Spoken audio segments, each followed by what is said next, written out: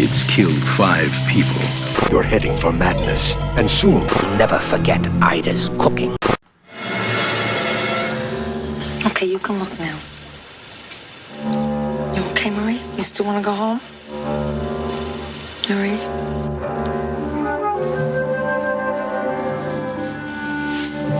Marie?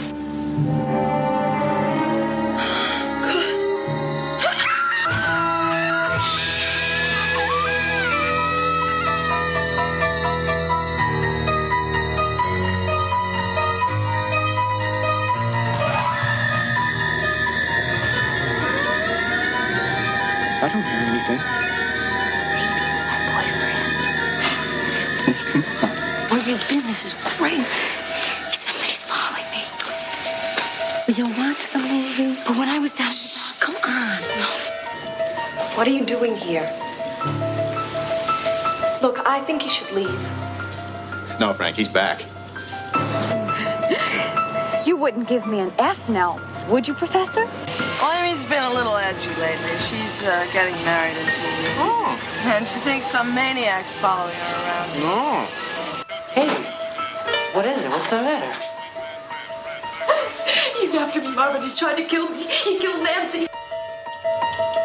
Hello, this is Caitlin O'Haney, the final girl from He Knows You're Alone, and you're listening to Hysteria Continues.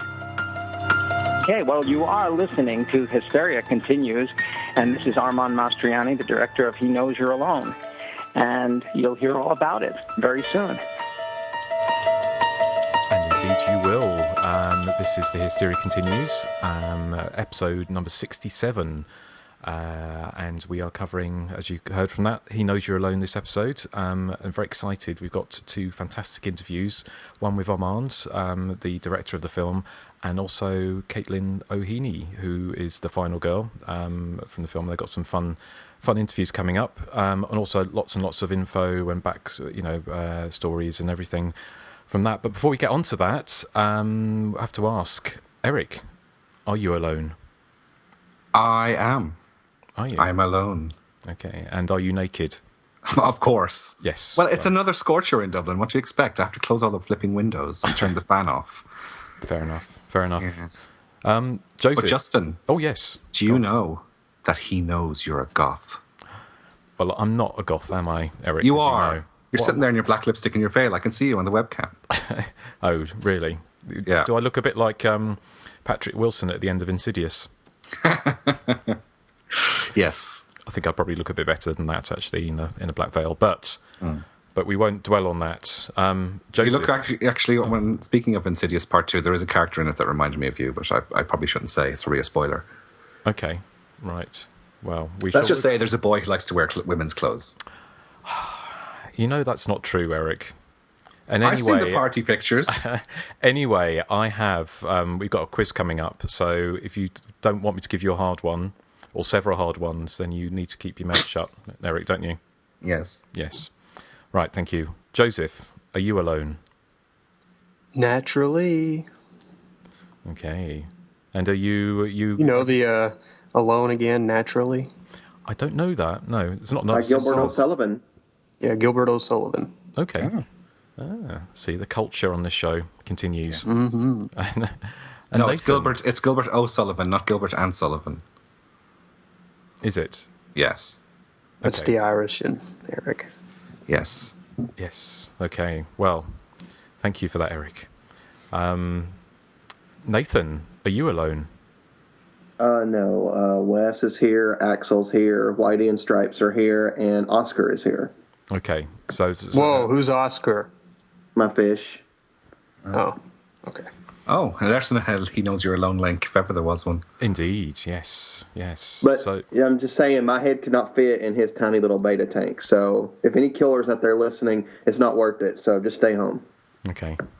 Right. Well, we are prepping for the He Knows You're Alone coming up a little bit later. And I say we have got a quiz, so hold on to your hats for some Inga-style meltdowns. What? I'm confident I'm going to win this one. Okay. Okay, well, we shall see. We shall see. But before we get on to that, in time-honoured tradition, let's talk about what we've been watching recently. And Erik, I'll start with you first, because I think we've both seen Insidious 2. We have, yes. What did you think of it? I did enjoy it. I thought that for the first hour it was very much treading water. I didn't think the plot was going anywhere, and it was just a series of episodic scare sequences stitched together. I liked the last half hour better, and I liked the how would you describe it? So, actually, Meep, who was our guest in the last episode, described it as being like the Back to the Future Part 2 of supernatural horror, and I get what he means, because there are scenes in the last half of the film where you revisit scenes from the first film, but seen from a different perspective, if you know what I mean. And it has, I suppose, a time and dimension jump element to it. But it is, and another comparison that's been made a lot is with Poltergeist 2, which it's a comparison I made with the first Insidious, but it's far more apparent in this sequel. But I mean, I did enjoy it. I thought it was better than The Conjuring, but not as good as the first Insidious. Okay, because I didn't think it was good as The Conjuring. I think probably enjoyed The Conjuring a bit more, but I thought it's perfectly serviceable, and there were bits in it were really good, but it wasn't particularly cohesive, was it? No. And I missed the red-faced demon from the first one, which I thought was a really spooky image. It also kind of goes off in slightly different territory, doesn't it? Without giving anything away, but James Wan said it's kind of almost like The Shining, isn't it? Because it comes the threat becomes more physical, which I thought was it was interesting. It was nice to see Lin Shaye back, but she gets top billing, but she isn't in it that much. No. I mean, it sets itself up for a sequel, doesn't it? And I know Joseph and Nathan, neither you haven't seen it, have you? No, not yet. No. But it's I think it did pretty well at the box office, didn't it? I mean, they've already announced part 3. It's done really well. And I'm glad it has. 41 million opening, I believe it was. I mean, the ending sets it up for a sequel, doesn't it? But with a sequel without most of the main characters, I imagine, because I think Patrick Wilson has said he's not doing any more. But he's probably doing the Conjuring 2, isn't he? He's probably going to get a bit bored of it. And James Wan rather controversially said he's done with horror. So it'd be which is a shame, because he's one of the best around at the moment. Yeah, I can imagine. I can see why he would want to move on to do stuff. It's just there was a big discussion on the boards, wasn't there, saying that he perhaps didn't do it quite as graciously as he could have done. Basically, he just sort of said, "I'm done with horror," but. And that caused a little debate, didn't it, on the boards? But I think it's a shame, because I think he's very, very good at creating mood and scare scenes. I think it's I mean, what I would liken Insidious 2 is like a fairground ride, isn't it? It is. Mark Kermode, who's a critic in Britain, was very, very rude about it, and he really hated it, and he said it was just like a quite loud kind of way of filmmaking. But I don't really see that as a problem, because it's a popcorn horror movie which is setting out to scare you and make you jump. I mean, that's and they didn't take it too seriously, and so that it's like a fairground ride, and I don't have a problem with that. It's kind of safe horror, but I thought it's pretty effective, and I'll pick up the Blu-ray when it comes out. I think it's a good companion piece to the first one. Have either of you seen the pornographic version yet? What's it called? Inside Us. Is it? No, I just made that up. Well, that'll be made very soon, won't it? Yeah. I imagine, yes. With a red face. Probably starring that woman we were talking about recently. I can't remember what she was in, but she was in all those pornos. Terry Wiggle. That's it. Yes. That's it, yeah. But what else have you been watching? Okay, well, I caught up on Crystal Lake Memories, which is the big 7-hour documentary that Dan Farrens has brought out, and we were talking to him in the last show. It's really, really well made. I mean, it's, of course, by the same team that did Never Sleep Again, which I absolutely adored, that documentary. With this one, however, the problem I had with it, and it's nothing to do with the filmmakers or the content. It's really, really good. But I've read Crystal Lake Memories, the book, twice now. I read it when it came out in hardback in 2005. And then I bought the ebook edition, which was expanded and had more interviews and more pictures and had video clips as well in it.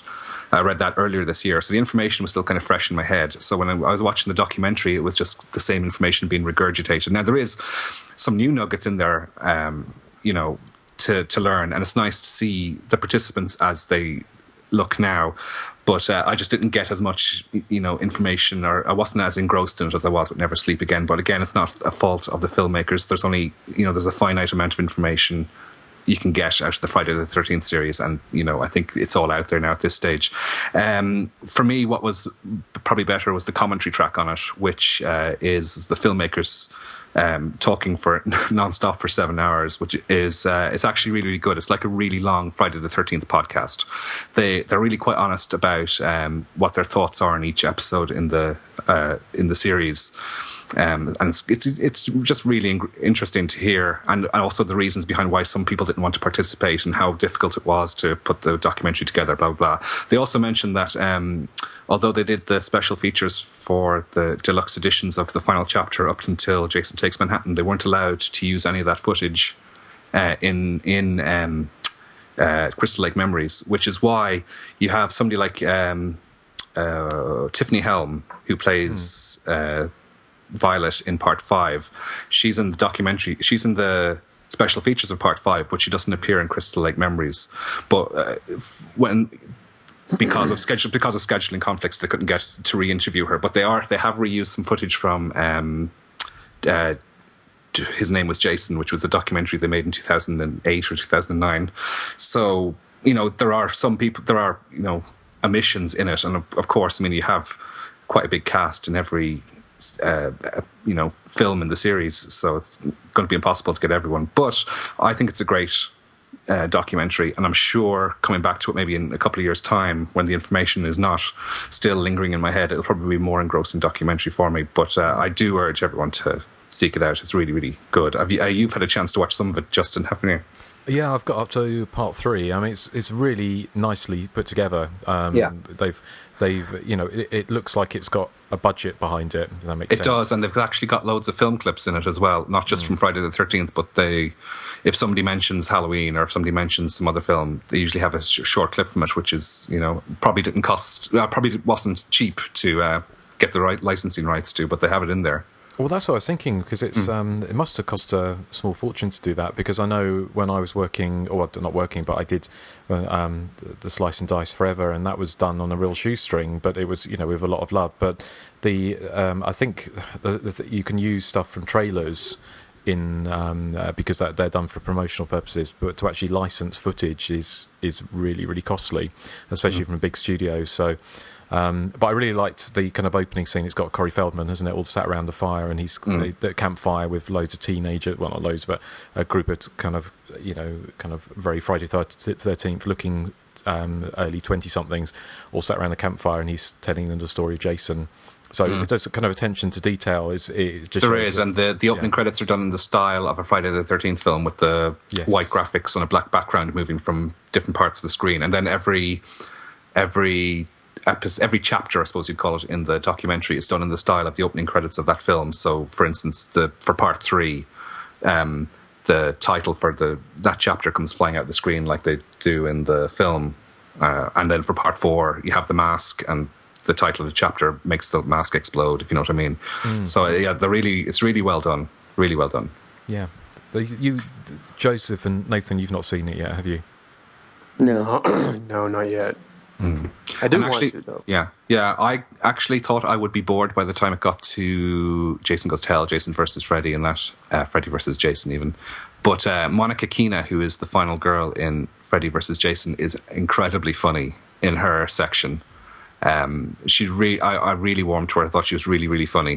When you get to Freddy versus Jason, you'll know what I mean, Justin. So okay, yeah, no, well, I'm sure look forward to that. And anything else? Yes, I'll just mention one other, and this is God knows why I rented this on Blu-ray, but I did. It was Scary Movie 5, which I know why, because I've hated the other four.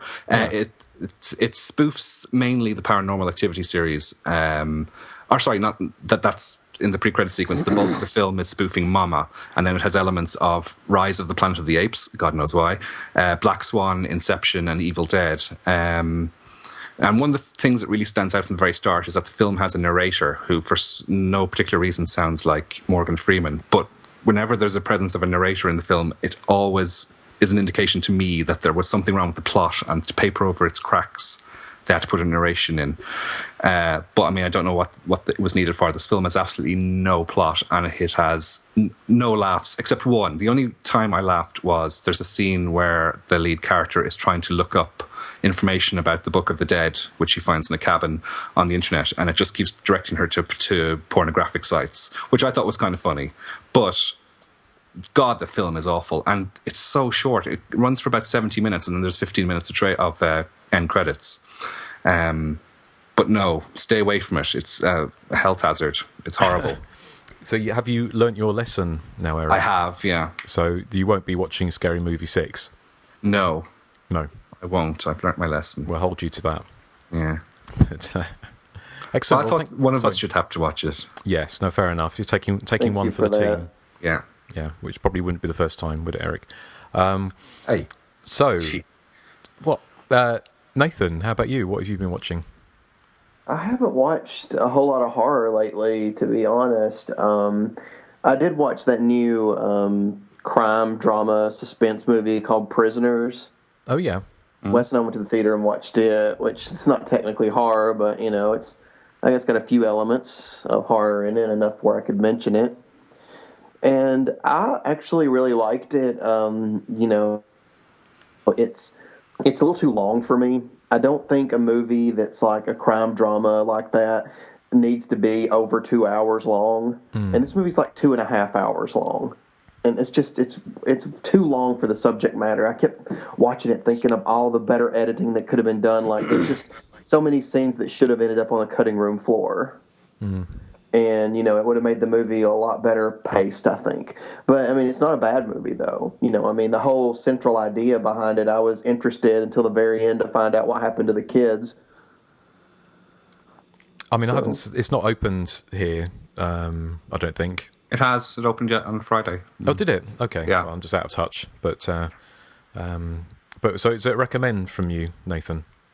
I recommend with some slight hesitation. Mainly because I think that a lot of people might get a little bored, especially because of how long it is. Right. Okay. Oh, Erik.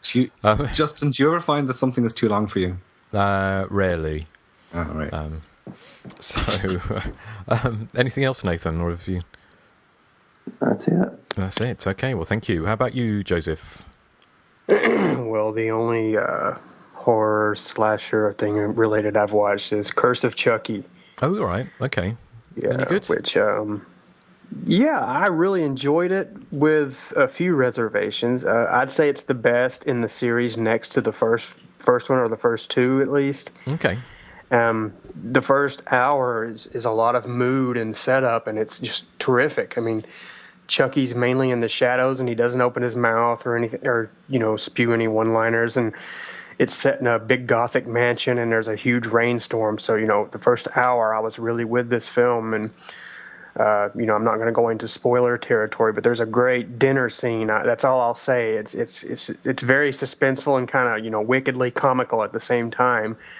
But my problem is once Chucky actually starts talking, it just kind of descends back into the same old thing of, tired one-liners. And it's not as, prevalent as, say, in Bride or Seed of Chucky, but, some of them are kind of cringe-inducing. But, when they keep Chucky in the shadows and, the characters don't know what's going on, it really does work really well. And it's really well made. And I also another problem I do have with it is that it has too many false endings. They just didn't really know when to call it quits, and they just kept piling on different endings to kind of tie every movie in the series together.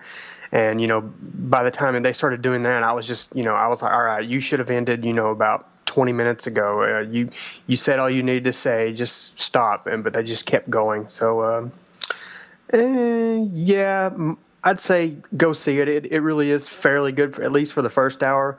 A lot of people might like the kind of jokey endings, rather. But I wasn't a big fan of it. But overall, yeah, a marginal recommendation. Okay. I've heard some good things about it. What I'm really confused about? Isn't there another Child's Play movie coming out as well? Is this? Oh, I have no idea. There's rumors of a remake, isn't there? Well, that's what I was thinking. Well, this was supposed to be a remake, I believe, but then they just. You'd think for the first hour it really is a remake because there's really no ties to any of the films until the last 20 minutes, and they try to tie everything together. So I'd say the first hour at least is a remake, but the last 20 minutes just kind of decides to go back and try to connect the dots, as it were. Okay. Well, no, it sounds I'll definitely check it out, I'm sure. I've seen it as well. Oh, you have? Okay. Yeah. I did really enjoy it as well. It doesn't reinvent the wheel or anything. It's not. There's nothing startlingly new about it. It's all set in a Gothic house, big Gothic mansion, so you'd probably really like it, Justin. Yeah. It actually has one of the actresses from Insidious 2 in it, Danielle Bisutti. She plays the spooky woman in Insidious 2, and she's here as a bitchy sister in Curse of Chucky. I would give it a strong recommendation as well. It features one of those cliched kids who talks to Chucky and goes around as if it's normal. I mean, if I was 6 or 7 and a doll started talking to me, I would be freaked out. Yet this is one of these Hollywood horror movie kids who speaks to ghosts and doesn't seem to think it's any way weird. Right. Okay. You know the kind of kids I mean in these films, where they sit and have tea parties with ghosts and the imaginary friend. Exactly. Yeah. I mean, I'd be spooked. I mean, I don't know what the world's coming to. Well, no, fair enough. But Nathan, you've not seen it. No, I really want to though. But I mean, it's not available to rent till October the 8th. So, and right now the only way to watch it is to buy it, and I'm not really in a position to be buying movies just yet. Okay, no, fair enough. But look, it didn't get a cinema release, did it? So. But it looks very cinematic. It would easily be at home in the cinema, I think. I think it was meant to, wasn't it? I think the intention was for it to come out of the cinema, and it just obviously, for whatever reason, they decided not to do that, go down that route. So I don't know why. But okay, well, I'll just rattle through a couple I saw. I was off earlier this week because I hurt my foot at the weekends. So Drinking. No, well, I was drinking, but that wasn't the reason I fell over. You were drinking so much, and then you tripped over and fell down a hill. Well, no, I was going round. What actually happened, Erik, was we were in the middle of the deepest, darkest Wales, and it was really dark, and it was about midnight. There were lots of people around the table outside, and the candles blew out. And as I was trying to get back to my chair, I slipped on some mud and grabbed hold of some barbed wire, the fence, which I let go of, and then I just slipped and twisted my ankle. So there you go. So thank you for the sympathy. But anyway, I had a day off booked on Monday, so I just thought, well, I'd just treat myself to watch some right old shite on TV. And so on demand, I watched Detention of the Dead, which is a kind of a horror comedy set in a high school where the kind of the zombie apocalypse breaks out. And it's actually quite good. It's not groundbreaking. It's not fantastic, but I quite enjoyed it. It's got a fairly decent budget as well, and so it's not really cheaply done, and it's a little bit like the Breakfast Club. Which one's the one? No, is it Breakfast Club? It's the one set in the detention. They're all yeah. So it's like they're basically the Detention of the Dead. So it's a bit like Breakfast Club. You've got all of the kind of you've got the goth girl, and you've got the jock and the cheerleader and the nerd and the stoner. So it's very much a kind of like a stereotypical. But they're all sort of brought together to try and sort of fight off the hordes of the undead. So it's very much in the style of an 80s horror comedy as well. So it doesn't take itself too seriously, but there are some quite gory. Has anyone seen that? No. Okay. Well, anyway, I'm zombied out. Yeah. No, I just needed something brain dead, literally, for just to watch on Monday. But the other film I saw, which I'm sure would be more up Joseph Street, was The Bay, which the found footage film. Which has anyone seen that? So the Barry Levinson found Yes. footage film, isn't it? Yeah. Have you seen it? I started watching it and I stopped for some reason. I don't remember why, but go on. Okay. Well, no, I you know, again, it was kind of it's quite a high budgeted found footage film, and it's kind of set in a small town, like on an estuary or something, and the basically fish or there's basically some nature mutating, and a lot of the townspeople come down with this rash, which basically turns out to be parasites which start eating them from the inside out. So half the town starts dying horrible ways, and it's kind of found footage from around the town of lots of different scenarios, like from police cars and various things like that. And I really enjoyed it. It's not you know, it's not amazing, but it's quite a good fun and very gory as well. And it's not something you would expect someone like Barry Levinson to make, to be honest. But that would be a recommend, I think, for me, if you're looking for something kind of. It's also kind of got that kind of social commentary about factory farming and you know, kind of abusing nature and nature coming back to bite you on the ass kind of thing. So it's got a little bit more going to it than just like a B movie. But yeah, that'd be worth a watch if you haven't watched it already. So, Justin, you just sounded very American there. Did I? You said ass, not you said ass, not arse or arse. I know. Arse. So you're rubbing off on me again, Joseph. Yeah, I like rubbing off on Justin. Right. Well, I think we should get on to. Are you basically hold on to your hats? It's going to be a bumpy ride. We have plenty of Inga moments possibly in store, but possibly not all from Erik. We'll see what happens because, well, I seem to remember last time Nathan got quite heated. Yep, worked. That's because Joseph's quizzes are always rigged, and I'm sure yours are now as well. I got heated because Joseph gives me a question from a movie he knows I don't like. So, of course, I'm not going to get that question right. Okay. You picked the question. Exactly. I think I don't agree with that. I think you had them lined up pre-chosen. Yes, I agree. I think Justin will do the same. Well, here's a little bit of musical intro. So we are going to start. We've got 10 rounds of questions, and we'll rattle through them. But the first one is going to be. It's basically what I've done is taken sound clips from trailers, so like taglines from trailers of 80s slasher movies. Some are harder than others. But what we'll do, I've got them in random order. So, Erik, do you want to do door number 1, door number 2, or door number 3? Well, does it matter? Yes, it does, because they're in order. I'm not cheating. Yeah, right. 1 then, please. 1, okay. So, can you tell me what movie this bit of a trailer comes from? It's going to be the one party to end them all. Killer Party? No. I knew you had it rigged. I knew you did. Here we go. Nathan, any idea?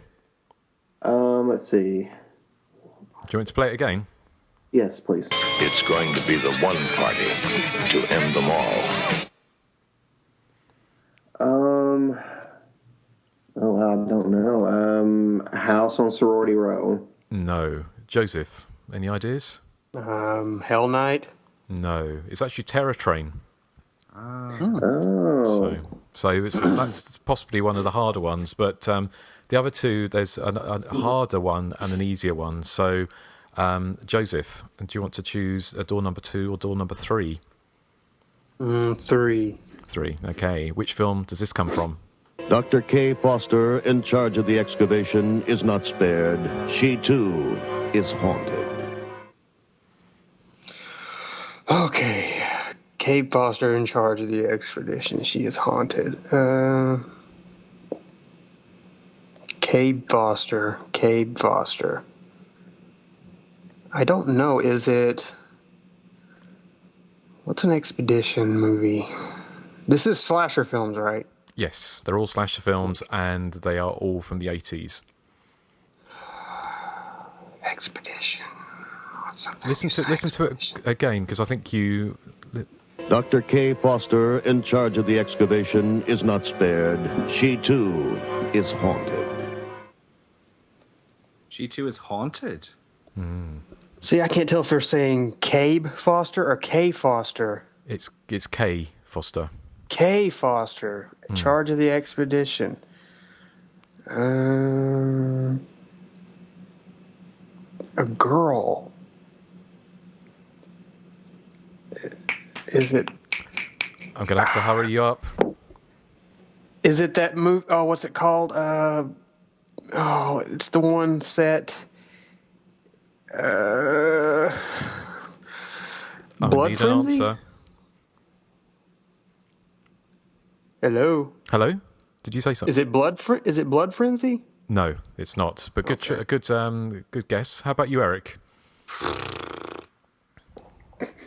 That's my answer. Is it? Ooh, I don't know. The Prey. No. Nathan, how about you? Scalps. No, but you're along the right lines because it was actually excavation, she was saying, not expedition. That's why I replayed it for you. But it's actually Ghost Dance from 1918. I've only seen that. I haven't seen it. Ah, yeah. Okay. Well, anyway, Man, I just now cannot figure that out. Yes. Well, the scores and the doors are 0-0-0. But Nathan, here's your chance to redeem yourself. So when it came time to say goodbye, they decided to make real sure that no one would ever forget the girls. Nathan. Oh, House on Sorority Row. It was indeed. That's so easy. I knew you'd do this to me, Justin. Erik, I've got a little bit of music for you.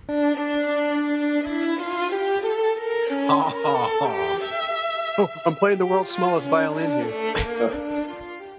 here. So, sorry, I didn't catch that. Nothing. Okay. Right. Well, back to you, Erik. So, A, B, or C? C. C. Okay. Well, this is on location. This question. So, Woodsboro is the setting for Scream. I thought that was going to be the question. No. I did too. But it's a yes or no answer, Erik. So, I'm not. Is there really a Woodsboro, or is it just a fictional place? Like anywhere in America, or specifically in California, wherever. Well, is Woodsboro a fictional place, or is it a real place? Fictional. That is right. Yay! So see, Erik. Yeah. You can play nicely, so I can give you a point. All is good again. Now you can play some happy music. Well, we shall see. Joseph, A or B? A. A. Okay. If you were visiting Snape Island, which slasher movie would you be in? Oh, that's Tower of Evil. Yeah, correct. Well done. Yay. The horror of Snape Island. And for Nathan, say for what fictional town did Pasadena stand in a 70s slasher? A 70s slasher, eh? I'm gonna say Halloween. You'll be correct. So at the end of that round, Nathan is in the lead on 2, and Erik and Joseph are tying on 1. So that's not too bad, is it? That was a total guess on my part. I was hoping my question was going to be, is Haddonfield a real town? No. Sorry. No. But That's okay. Right. Well, back to some sound clips. So, Erik, do you want door? See, I'm getting to choose all the time first, which is probably unfair, is it? I don't know. Well, it's all random, isn't it? Okay. Yeah, I mean, I'm fine with it. Okay. Yeah. Well, I mean, I can mix it up, but it just gets a bit confusing. Okay, big number 2 then, please. Number 2. Okay. Which film does this come from? There is no escape. Did he say there's no whiskey? No, there's always whiskey, Erik. Okay, No, what did he say? Again. Sorry. There is no escape. There is no escape. No escape, yeah, sorry. Oh. There isn't. It's a slasher movie, I assume. It is. All these sound clips are from 80s slasher movies. There is no escape. Humongous? No, but good guess. Nathan, do you want to have a crack The at Initiation? that? No. Joseph? God, that could be any movie. The music sounds familiar, so I'm trying to piece that together. I'm just going to take a wild stab in the dark here. There is no escape. Dun, dun, dun, dun, dun. God, I don't...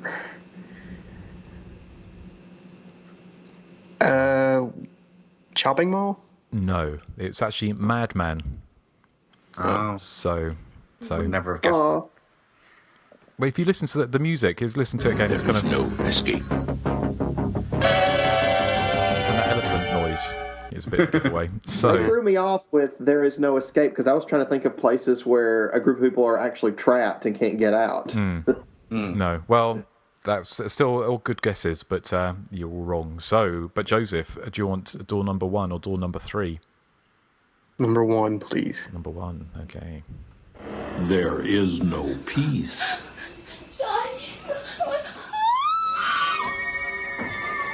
You may end up dead. There's no peas and there's no whiskey. Oh my God, what am I going to have for tea? You may end up dead. John? Is it Blood Rage? No, but a good guess. Nathan, any ideas? Movie House Massacre. No. Eric? Oh, no peace. Do you want me to play it for you again? Oh, go on. There is no peace.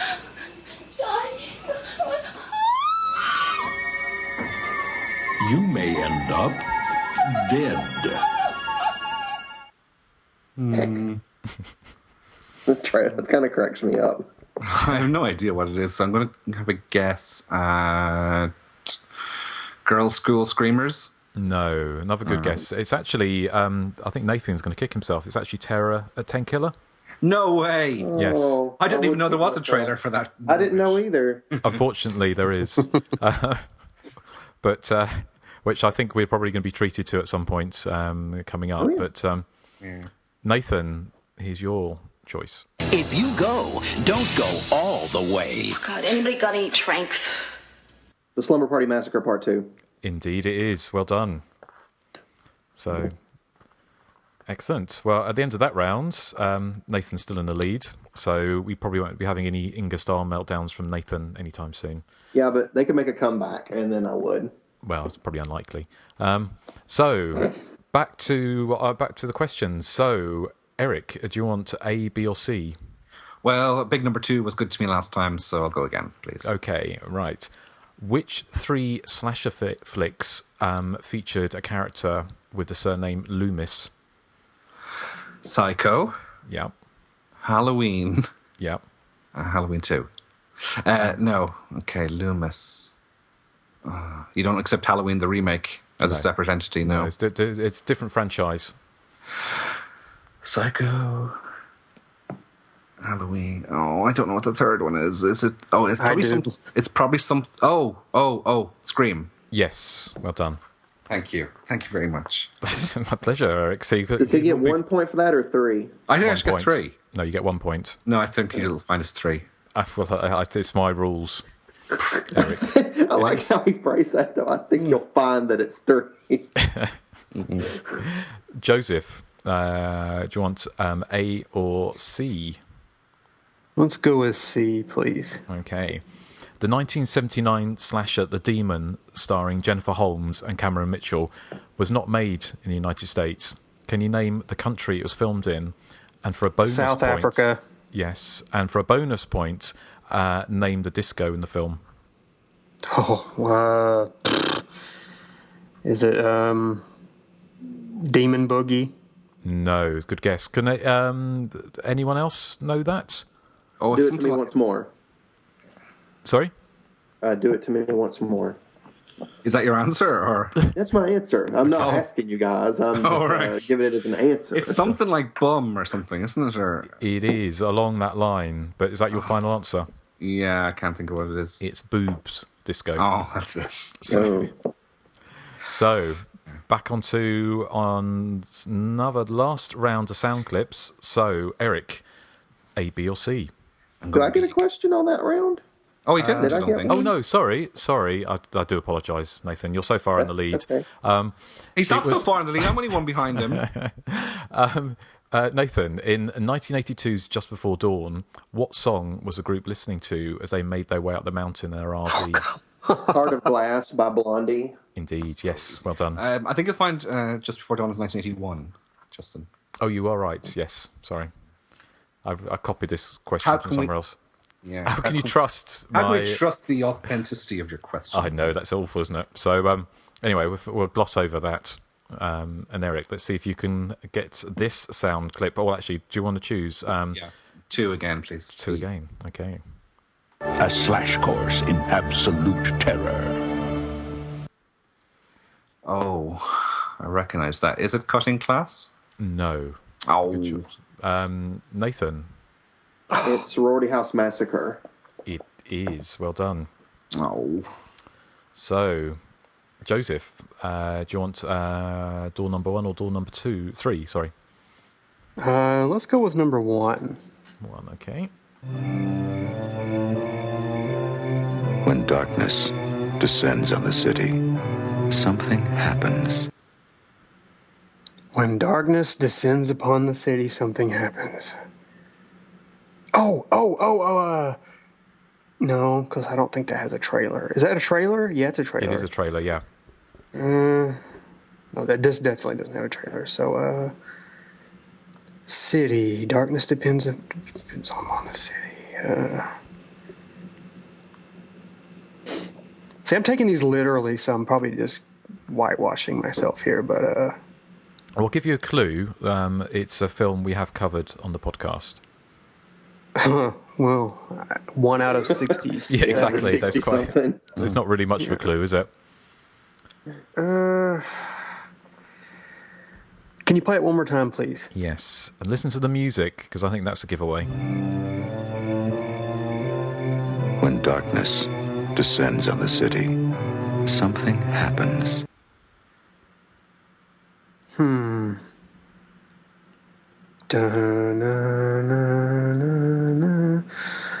God.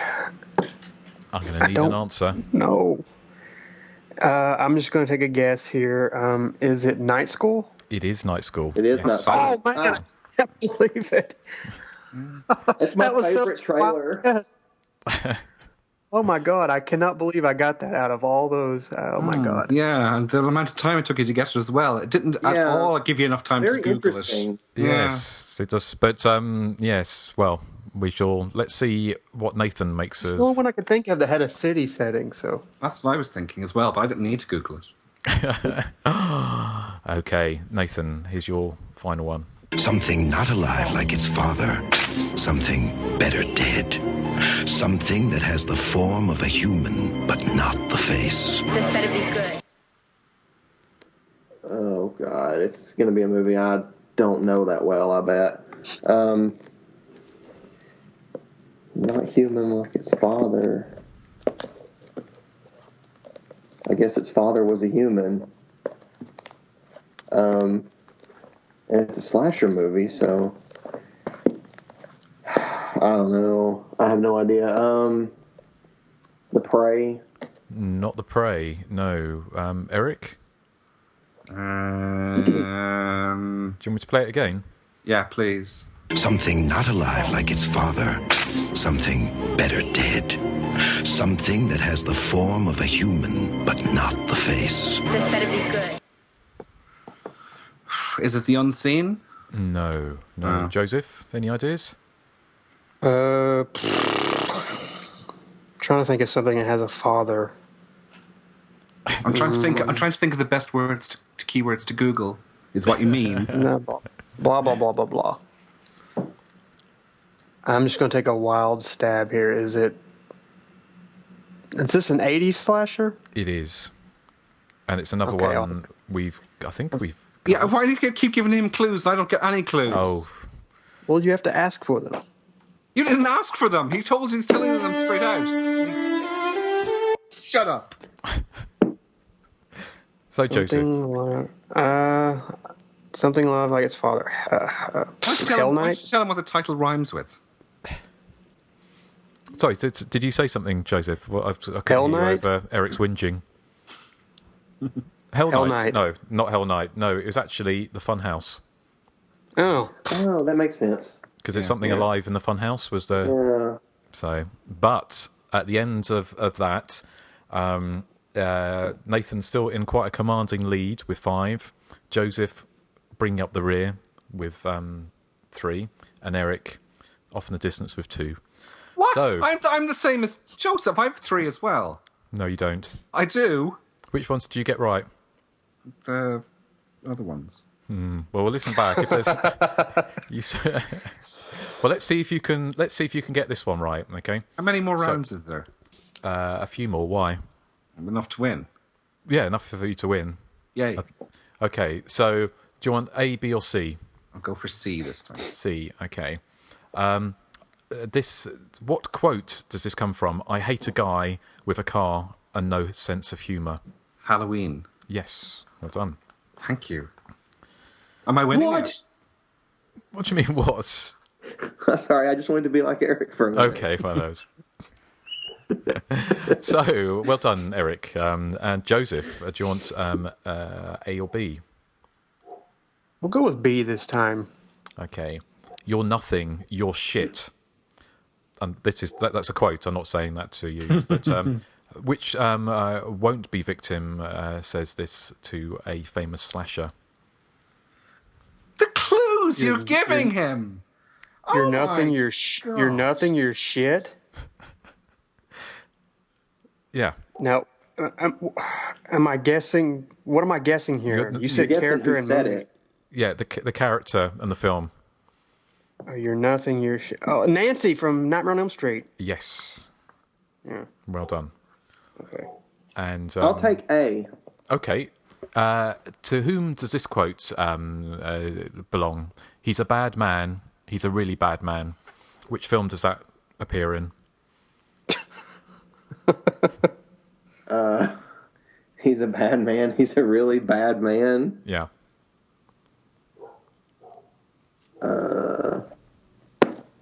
I don't know. Like, I actually knew the other two, and then mine I don't know. It's probably because I don't get to pick my doors.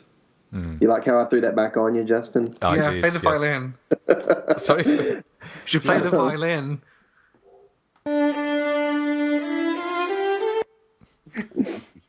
So, do you want to take a wild stab? I don't know. A Friday the 13th movie. No, but good choice. What about you, Erik? Any idea? He's a bad man. He's a really bad man. Is it your sister talking about you? No, it's I don't know, Shocker. No. Joseph, any ideas? He's a bad man. He's a really bad man. Is it the Texas Chainsaw Massacre? Which one? Oh, it's not. It's part 2. I'm going to give you half a point because it's actually well, it's Texas Chainsaw Massacre, but it's the remake from 2003. Oh God, I've only seen that one like one time. Okay, but I think you got the right franchise, so I'll give you half a point. Sorry, Erik.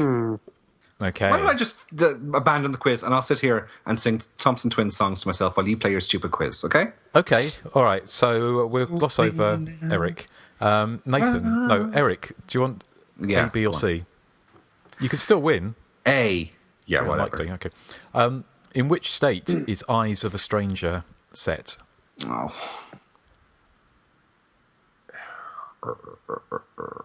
Washington? No. No. Joseph, any ideas? Boy, is Seattle? No. No, state. Seattle's in Washington, so never mind. That's a whole... Yeah, the answer's probably going to be America. And now knowing Justin and his geography. Yeah, no. The answer's going to be America. Yeah. No, which state? So the Joseph, Ontario instant all over again. Oh, we won't go there, Erik. Joseph, any ideas, or shall I pass it over to Nathan? It's an actual state. It's a state, yes. Seattle City. So he gets two answers. Well, no, I only got one chance to answer. I'm not being bullied, Erik. I'm being bullied. Joseph said Seattle, and now you're saying, "Oh, give me another answer." Let's pass it over to Nathan then. Oh, okay. Florida. Thanks, Erik. Florida, no. You're welcome, Joseph. No, actually, You're beating me. No, actually, no. You are right. It was in Florida. Emma? Yes, in Miami is where it shot. That's in Florida, sweet. isn't it? Yes. So well done. I was going to say Wisconsin, so never mind. Okay. Right. Well,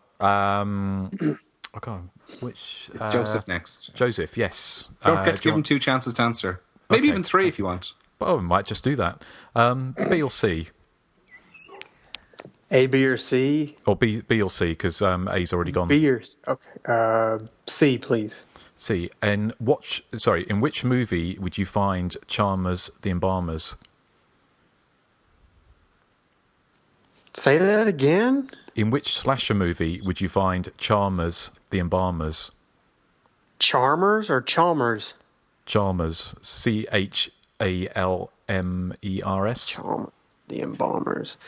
Mortuary? No. Erik. Funeral home. Yes. Yeah. Oh. Well done. And thank you. I like this quiz. So, God, it's like a roller coaster, isn't it, with you, Erik? So, Nathan, roller coaster.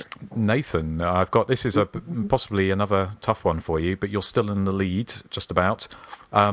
James W. Robertson, director of Superstition, was the director of cinematography on which earlier rock slasher? Rock slasher. Okay. Let's see. I'll go with Rocktober Blood. No. Aw. So, Joseph. Was it Terror on Tour? It was. That was my second guess. Darn it. Yes. Do I get a half a point for that being my second guess? No. How come Nathan didn't get a second guess? Why would you get a second guess? I didn't either. Because he passed you did in the previous round. You got two guesses. No, I passed it over to... Yeah. When you said that, he said, okay, never mind, go ahead. To go to Nathan. Yes. So, Erik, you kind of just like... It's you just change. It's like a roller coaster, isn't it? One minute you're nice, and 1 minute you're kind of hands up, nice. Running around the flat, screaming in your underwear, or back off. No, not. Right, okay. Well, Erik, again, there's another chance for you to redeem yourself, and you still could win. Yay. A few more questions. Oh, no, actually. No, actually, this is the last question. You can't win. But you could still redeem yourself. So, A, B, or C? A, please. A, okay. Although the film takes place across several time zones, in which city does Blaze, the host, the New Wave party in New Year's Evil? Oh. Is she Chicago? No. Nathan? Los Angeles? Yes. Well done. Oh, that's so obvious. That's why I didn't say Los Angeles. Okay. Right. I didn't get two guesses either. Well, like Joseph does every time. Joseph gets two guesses for every question. Anyway, I'm just going to put you in a naughty corner, Erik, and move on to Joseph. So, Joseph, do you want B or C? C. Okay, this might be quite a tough one. It's can you name, although you should find it on Google, can you name the school in To All a Good Night? The name of the school. Oh, God. Nathan would know this. I wouldn't know it, but is it St. Mary's?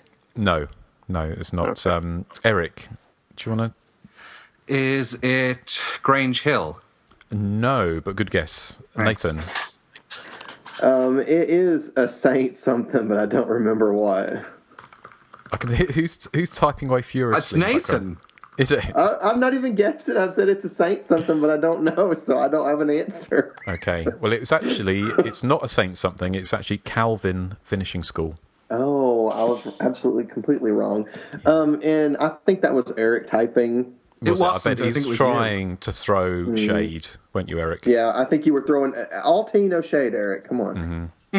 So, yeah, actually, I have no idea what that means. I know it's something to do with that stupid program you watch. Yeah, okay, but let's Nathan have his moment of glory. See if he can get this last one right.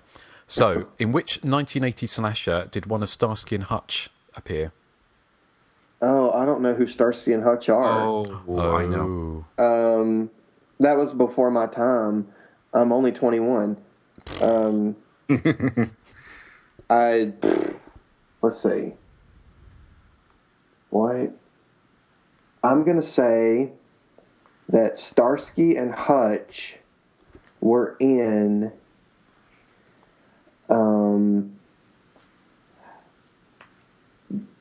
just one of Last Starsky and Slumber Hutch. Party. It's Starsky or Hutch.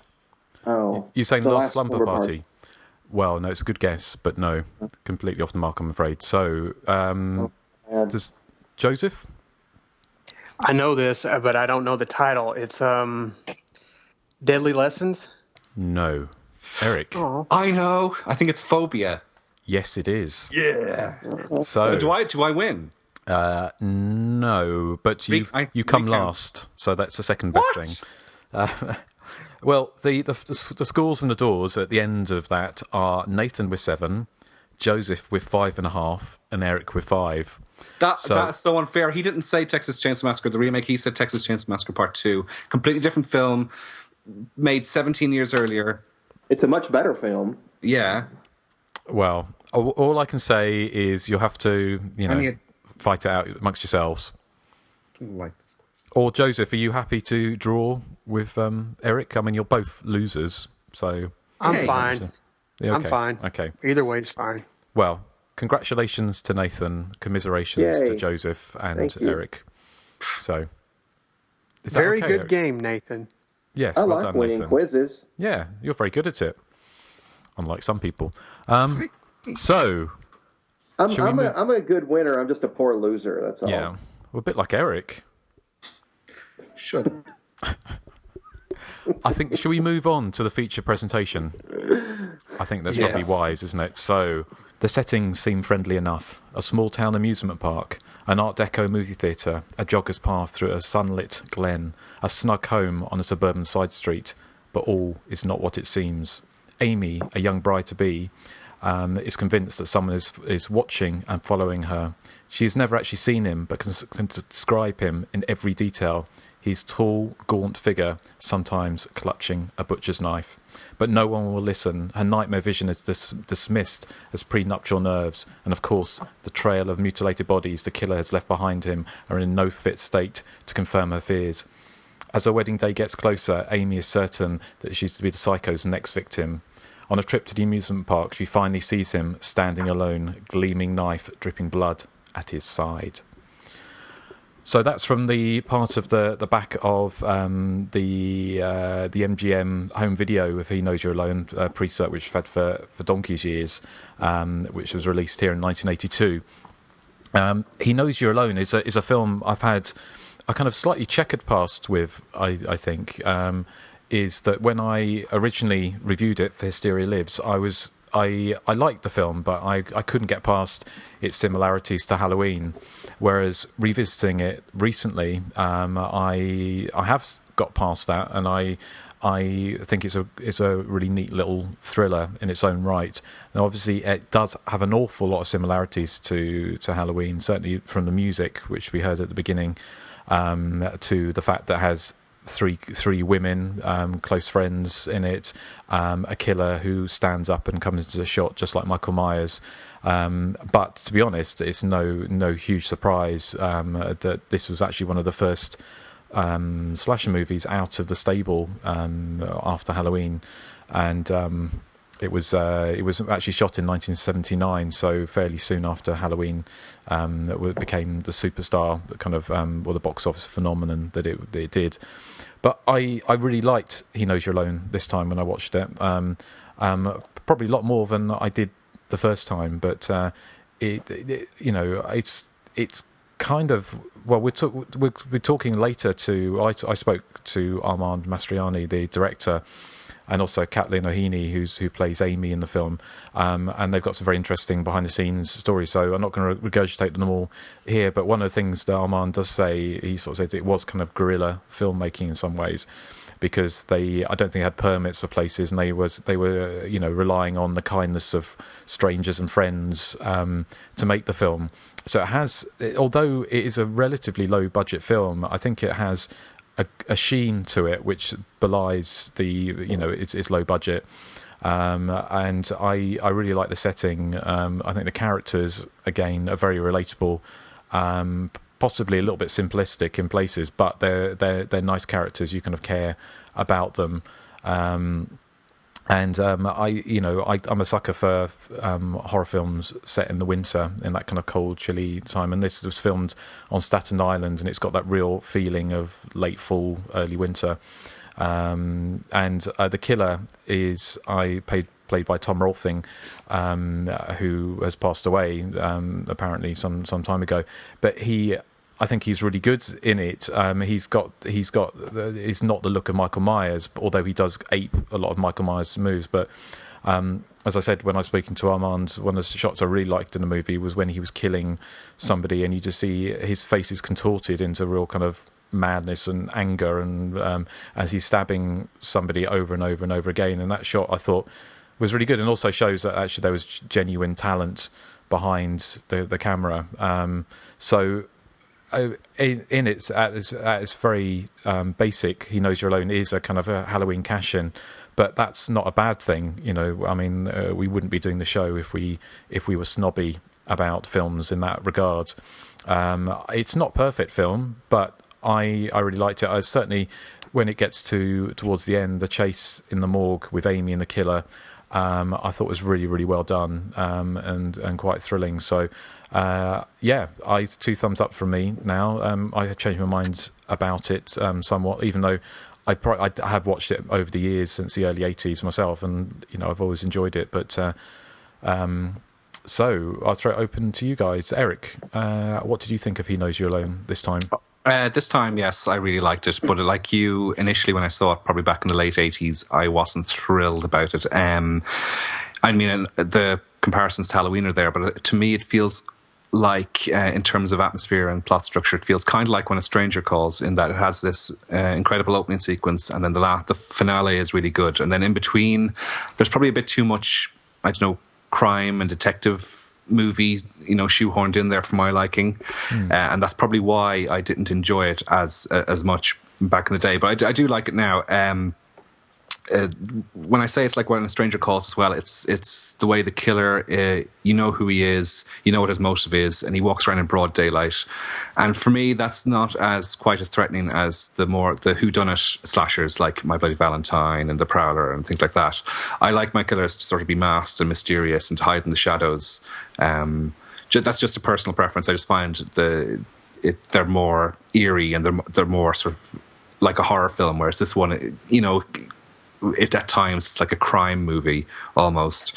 But I mean, there are certainly moments in the film that I think are incredible. I mean, the opening sequence in the cinema, and then there's one scene that I love, which is where Caitlin O'Heaney's character is buying an ice cream in a shop, and she suddenly gets this really strange look in her face as if she's seen a ghost, and she takes a step back, and in the background we see the guy staring through the window. I thought that was a really clever scene. And it's also, there's one earlier where she's looking in a shop window. There's obviously a camera focused out, and she can see herself on the television screens in this electronics shop, and she's like, smiling at that, and then she walks away, and we realize the killer's been standing behind her the whole time. Stuff like that I think is really, really effective. And as you said, the last 15 minutes are very much grade A slasher movie-ness. One other thing I love about it, obviously, in the finale, is that Caitlin O'Heaney's wearing this fantastic sweater. It's almost like you could fit about 17 people into it. It's a ginormous sweater. Of course, it's famous because it features on the video sleeves, I think, of all the releases of He Knows You're Alone. So, I think you say actually in your review, Justin, that she's one of the few final girls who sort of tries to hide in her own sweater. Yes. Yeah. Towards the end of the movie. I do like it, though, especially when it focuses on the three girls in Halloween style. Nancy, Amy, and Joyce, as you say, are all, likable characters. Even though Joyce is supposed to be this sort of slutty one who jumps into bed with her professor, she's still really likable. And actually, her death scene is quite unusual, I thought, because we see her looking at the camera, and she gets this really frightened look on her face, but we never see why. Initially, I thought, oh, that's a bit strange. But looking back, I think it's a touch of genius, to be honest, because it's just really unsettling, I found.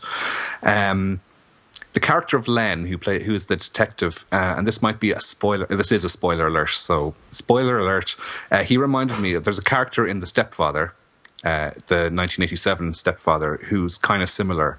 They're both characters seeking revenge against this killer, and they spend the whole film chasing him. And then as soon as they meet him face to face, they're dead. Like there's no. Yeah. I find it kind of anticlimactic the way the detective is killed off so soon after coming face to face with the man he's been chasing for so long. And the same thing happened in The Stepfather as well. But I have to say the ironic twist ending, which is kind of brings the film full circle, I thought was a touch of genius as well. It's a bit of a downer, I suppose, but I just thought it was very, very clever. So, I mean, it's a great movie. Its rewatchability, I think, is limited for me because it's not quite the roller coaster thrill ride that something like Friday the 13th is, but it's definitely worth a watch. Mm-hmm. Okay, well, thank you.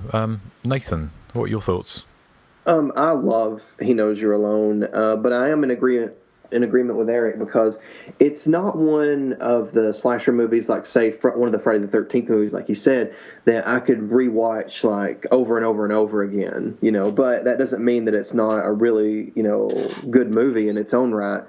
Oh my goodness, the score, especially when I was watching it, the opening theme, I was like, it's so obvious. It sounds exactly like the Halloween opening theme, but, I mean, I have to say, I think that most of the film is really good in its own right because, I think the beginning is very clever, because, we think we're watching one movie and it turns out that's a movie that these other characters are watching. And I want to see that movie. I want to see that movie with a, stocking masked killer wielding a hand scythe, stalking people. I think that would be a fun film also if it had gotten made.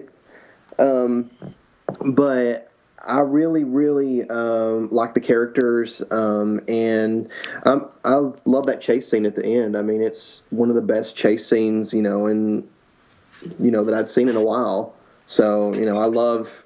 To me, I am a big fan of like the final girl chase scene in a slasher movie, and I'm always kind of bummed out when a movie doesn't have that. So, I'm very, very happy with this because it does have that, and it's got a great title. I gave it that too. I like that title. Excellent. Well, thank you. And obviously, we've interviewed Russell Todd, who was obviously in Friday the 13th Part 2. He did speak about that briefly, didn't he? Because he's in the opening scene, isn't he? He is, and he gets hung upside down from a tree in a similar manner to his role in Friday the 13th Part 2. Which is a kind of a spooky coincidence, isn't it? But this was made in 1979, so it's a couple of years, or a year maybe, because I was probably Friday the 13th Part 2. Yeah, it was the autumn of 1980 when they were filming Part 2, so yeah. So if you listen back, I can't remember which episode. Well, it's obviously Friday. It was the Friday the 13th Part 2 episode, which was a long time back. Yes, but back in the midst of time. But sorry, it wasn't. It was our Chopping Mall episode. Oh right, okay, yeah, excellent. Well, thank you, Nathan. How about you, Joseph? What are your thoughts on well, I'm going to pull an Inga myself here and protest a little bit. I always get picked last, and you guys cover everything I want to say, so I really don't have much else to say, but that I agree with Erik and Nathan. I love the circular ending. I love the the meta film fake out in the beginning, which basically is kind of ripped off a little bit in Scream 2 or homaged, as you'd call it.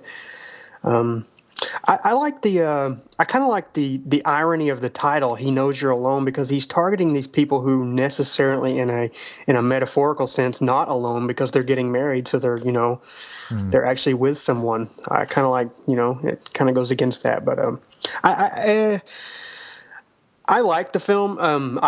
I saw it, the last time I saw it was on Showtime at like 2 a.m. in 1990. It's Showtime. In 96 or 97, and I remember not liking it, so I watched it again yesterday, and I liked it. I didn't really care much for the whole detective stuff, but the stalking scenes and the killer in particular, I thought were really well done. I had a lot more fun, playing, oh my God, it's that person. You got Tom Hanks, obviously, but there's so many people in this film with recognizable faces. James Reborn, he's the professor. Dana Barron is the little kid, and she was in Vacation. Paul Gleason from The Breakfast Club's in it, and a Blink and You'll Miss Him cameo by Steve James from American Ninja. He's the black guy at the station giving the eyewitness account. So I had a little fun, spotting, future celebrities. It's not just Tom Hanks there, but overall, I'd give it like, if I were rating it out of 10, I'd give it like a 4.5, maybe a 5. It's kind of there. I mean, I love the atmosphere. I love the killer, and the stalking scenes are great, but it's never really, like something you could, like Nathan said, you can rewatch over and over. It's just like a one-time thing. I'll probably watch it again in another 10 years, but that's pretty much my opinion. Okay, right, thank you. And also the other person that's in it, very briefly, is Amy's fiance, isn't it? James Carroll, who was in The Scaremaker, Girls' Night Out. Yeah, he was Teddy in The Scaremaker, or Girls' Night Out. Yeah, he was Phil here. Yeah. Yeah. James So, yeah. Well, I mean, I think we have kind of slightly mixed, views on the film, which is, understandable. But it's. I still, I really enjoyed it a lot more this time, as I keep on saying, and I think that's some of the pleasure for me coming back to kind of some of these subgenre films from so long ago. As some of them I haven't seen for a lot, many years, but I tend to be a lot kinder to them when I see them again, and I think it's just because now I've seen so many, my expectations are I kind of know what to expect, basically, and I'm not comparing everything to Friday the 13th and Halloween, and I say on its own terms, it's I think it's a really entertaining film. And I mean, Armand Mastriani, who we'll go to the interview with him shortly, he sent me a link to a film called, which we talked briefly about in the interview, called Dark Desire, which he was a fan of horror movies, and the person who wrote it, Scott Parker, was a fan of horror movies, and Dark Desire is a really fun movie. I think it's shot for cable. And it was one of your favourites subjects, Joseph, which is that kind of like, the From Hell one. This one's called The Roommate from Hell.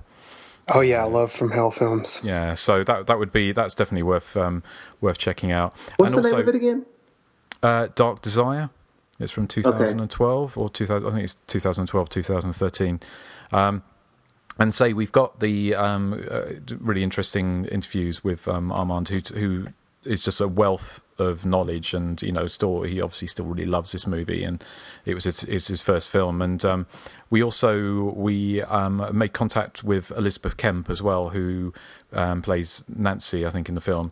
And she wasn't able to get back to us in time for the show, but I have sent her some questions, and she did say in the message she sent me, she said the life lesson she learned from making this film was don't drink smoke pot anywhere near a fish tank, which I think is a life lesson for us all, isn't it? And of course this film has the head in the fish tank gag, which I kind of guess Eyes of a Stranger probably borrowed it. Do you think? Yeah, it must have. Because that came out, was 81, wasn't Eyes of a Stranger? Because is there another 82, film? Wasn't it? Oh, yeah. 82 was it? Oh, right. Okay, was it 81 or 82?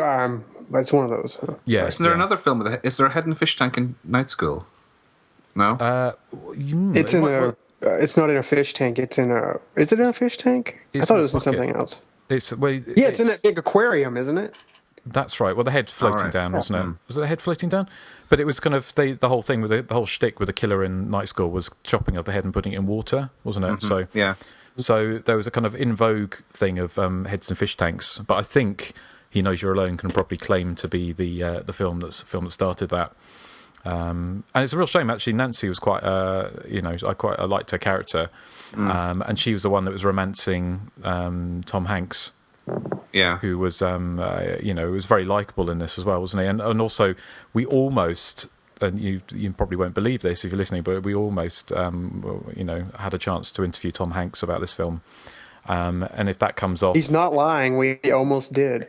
We almost did, yeah. Well, we're very close to, so we know somebody who works with Tom Hanks, and so, but it didn't quite work out. But if anything does come of it, then we will let you know pretty soon. But shall we go? I got a question for you guys before you go on to the interview. I like the final girl in this film, but going towards the circular ending, I do love that ending, but because of how it's set up, because of what happens to her, I kind of, didn't really have any sympathy for her when it happened because of what she does to justify that ending. What do you think? I mean, she's so likable through the film, and then she basically, this is a big spoiler, basically she gets exactly the same thing happen to her by someone else, basically taking the film full circle. I kind of felt she deserved it because she kind of led on this guy she was marrying, and she kept going back to her ex. So, did you have any sympathy for her when it happened to her? Well, I think it's also in the film he was screwing around, wasn't he, on her? So he was. Was he? I don't remember that. I don't remember that either. But he does get constantly described as being a bit of a dickhead. Yeah. Well, doesn't he go? Well, okay, then I take it back. I sympathize with her then. Yeah, but when they go away, he says we're going. I was kind of just speeding through the film, just pointing out celebrities. So. Okay. But when they goes away, he says something along the lines, "We'll pick up the girls later." So I that kind of led me to think that he was kind of, he's painted as a bit of a bad, a bit of a cad, and so maybe she found that out afterwards. But obviously the whole idea, I kind of guess, was that that circular ending, which I think is one of the film's greatest strengths, really, isn't it? I did find the character of Marvin, though, her eventual sort of love interest, I found him kind of annoying, and in the end, he proves kind of ineffectual as well in trying to rescue her from the killer. She kind of has to do everything herself, which is and ditto for the cop. He's kind of ineffectual as well. Well, I thought when I was watching the Don Scardino, the whole time I thought it was Kenny Bania from Seinfeld. He looks just like that character from Seinfeld. I was like, is that Kenny Bania from Seinfeld? It might as well be because there's 1,000 other celebrities in this film, but it's not. I thought he's not a particularly good boyfriend or husband material because he doesn't tell Amy that one of her friends is dead in the morgue. Which thought. So, you thought he might have mentioned that to her. Yeah. Oh, Joyce is downstairs in the morgue. Unless the killer... no, he wouldn't have planted the body because he only arrives when she arrives. So yeah, but it was... that was just like a little thing. Another little touch I really liked, which I thought was it really always makes me laugh, is the two women eating ice cream in that shop. Oh, yeah. And they're going, this is lovely. Oh, God, it's gorgeous ice cream. Really kind of, making the most of it. It's all melted. It looks like it's practically yogurt, But really I do have some trivia about that ice cream shop. Did you know that it only has 29 flavors? No. Wow. Yeah, there you go. What's the connection to... What was that film we kept on going, the connection to? Cheerleader camp, wasn't it? Yeah. It's a connection to cheerleader camp. Yeah. They ate ice cream on that as well. But shall we go to the interview of Armand? Oh, let's. Yes, and we can come back and talk about the film in a minute. But it was my great pleasure to speak to Armand Mastriani, and he's such a gracious man and so generous as well. If you've been looking at the Hysteria Lives Facebook group, Armand shared lots and lots of behind-the-scenes photos from the film, he's just a wealth of knowledge and obviously enthusiasm still for this first movie, and he's got some very interesting tales. So without further ado, I'll introduce you to my interview with Armand Mastriani. Frank, why'd you get me out of bed for this one? She was getting married, Len. Next week.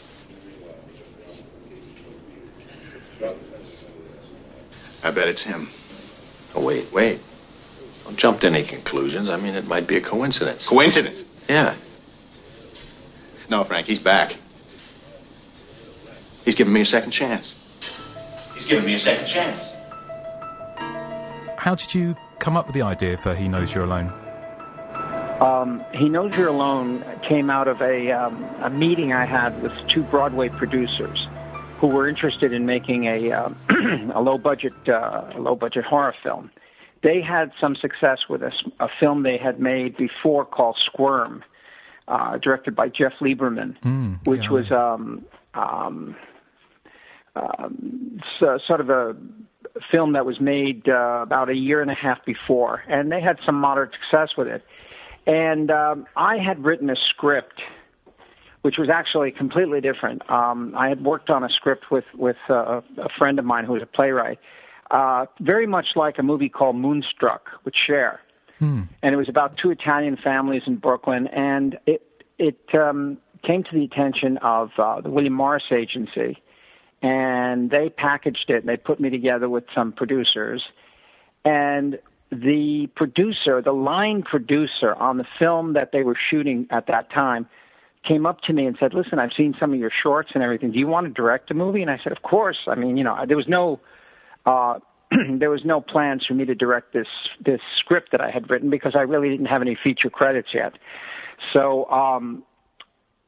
he asked me, he said, "Do you want to direct a film?" And I said, "Yeah." He says, "Well, I have these two Broadway producers who, want to put up about $75,000 each, and they make these films. They made a film called Squirm, which I was a producer on, and, I think they'd like to meet you. I showed them your short films, and they're interested in meeting you." And I said, "Oh, fantastic." So I had a meeting with them, and they said, "Okay, what's the idea?"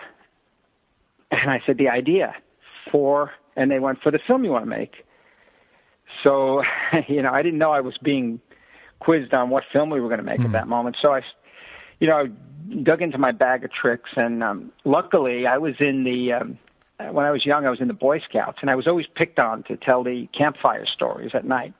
And I was always telling something really, some kind of scary story about some guy lurking in the woods with a sickle or a knife, killing people. And so I started telling this, and I saw they were mildly interested. And I don't know what possessed me, but at one moment I said, I saw they were uninterested. They were eating lunch, and they said like they had heard this before. And I said, and she's running through the woods, and she's got the sickle raised, and he's chasing her. And we pull back, and we're sitting in a theater, and we're watching this on the screen. Say suddenly they perked up, and I said, and the real killer is in the theater sitting behind these two girls. And they liked it, and they started, and then I said, "Well, let me work on this a little bit." And they said, "Yeah, no, we're interested. So I met with a friend of mine who was also very interested in making films, but more he wanted to write them, And we sat down and kicked around the ideas, and then we went back and pitched them the whole story, and they said, "Let's go."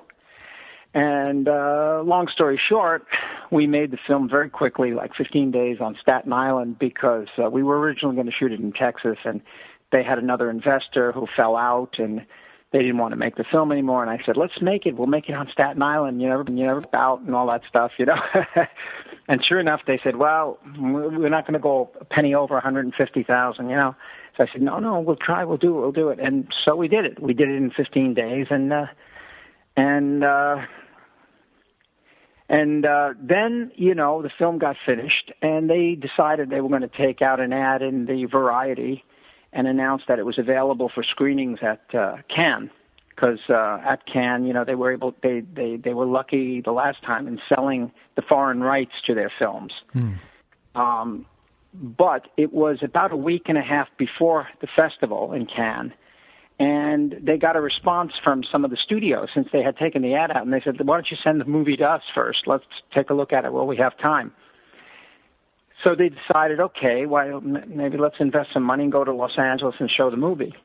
And they arrived on a Friday, and they actually carried remember, this is the time when you didn't send, there was no emails and things like that. You couldn't send digital, messages or digital copies to people.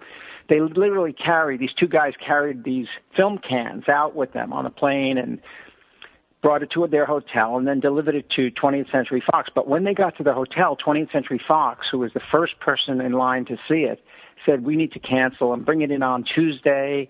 And they said, well, we're going to lose all these days here while we're here. We're paying for the hotel. Who was next to see it? They said MGM. All right, let's call MGM, see if they want to see it. So they called MGM, and they said, we came in last night, and we're here. It was a Thursday at late afternoon. And they said, yeah, bring it in tomorrow morning, 9 a.m., and we'll see it. So they said, okay, great. They brought the film to the MGM studios, dropped it off, and they said, pick it up around noon. Well, they went to pick it up around noon, and they went to the screening room where the projectionist had the cans, and they kind of went in the back, and the room was packed with people, and it was like about a third of the way into the film. And they said, oh, geez, we're early. So they sat in the back.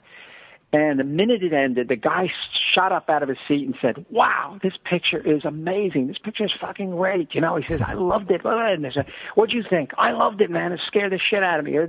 So that's what was going on in the room. Then all of a sudden he stopped and he said, excuse me, who are you guys? And they go, we're the producers. We came to pick up the film. They said, oh, well, sorry, you're not supposed to be in here. Would you kindly wait outside or go back to your hotel? We'll call you. And they said, well, what about the film? We'll call you. So they went back to the hotel knowing something was up here. And they got a call about 3 hours later, 4 hours later, something like that. And they said, look, we want the movie and we don't want you to show it to anybody else. We'll make a deal. Have your attorneys contact Business Affairs or so-and-so. And so they were ecstatic. They couldn't believe this. The first shot out and somebody's buying the movie.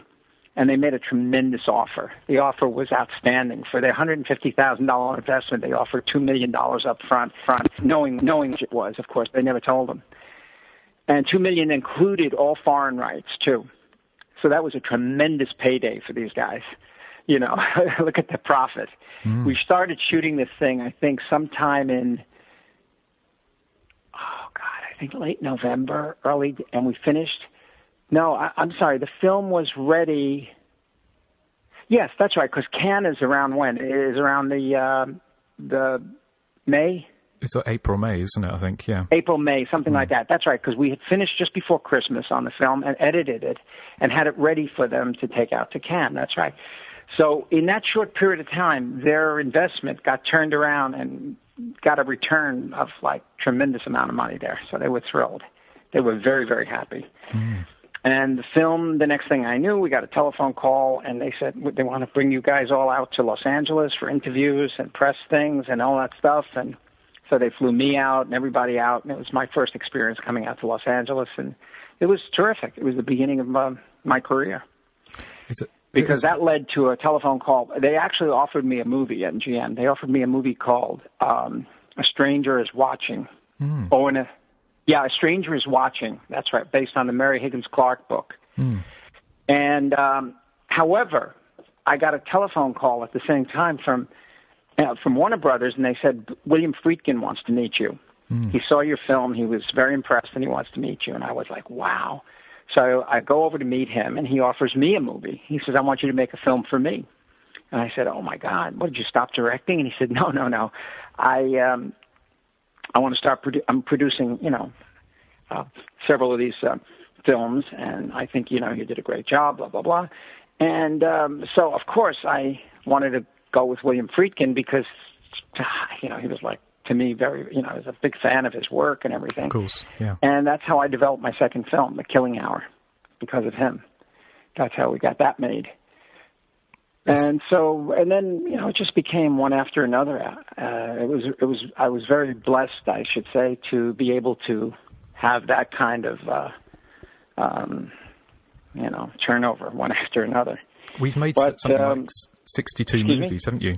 You've made about 62 movies, which is very impressive by anyone's standards. And it all started, didn't it, with He Knows You're Alone? That was your first movie. That was really my first. I mean, I had some shorts that I won some awards with before that, but He Knows You're Alone was my first feature film that was released theatrically and released by a big company, MGM. So it was like, and I remember going when they released the film, they actually took me from theater to theater where it was playing just to see the reactions of the audience and stuff like that. And it was really quite amazing because I had no idea. At that point, I had seen the film so many times, and I had worked on it and edited it and all that stuff, that I was really disenchanted with it. I felt this film isn't scary. It's never going to scare anybody. I mean, so sophomoric. It's so this, so that, you know.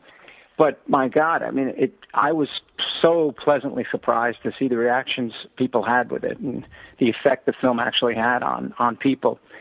And the thing that really opened my eyes was the fact that you know that once you create a square, a rectangle around people, no one knows what exists right outside those perimeters, you know?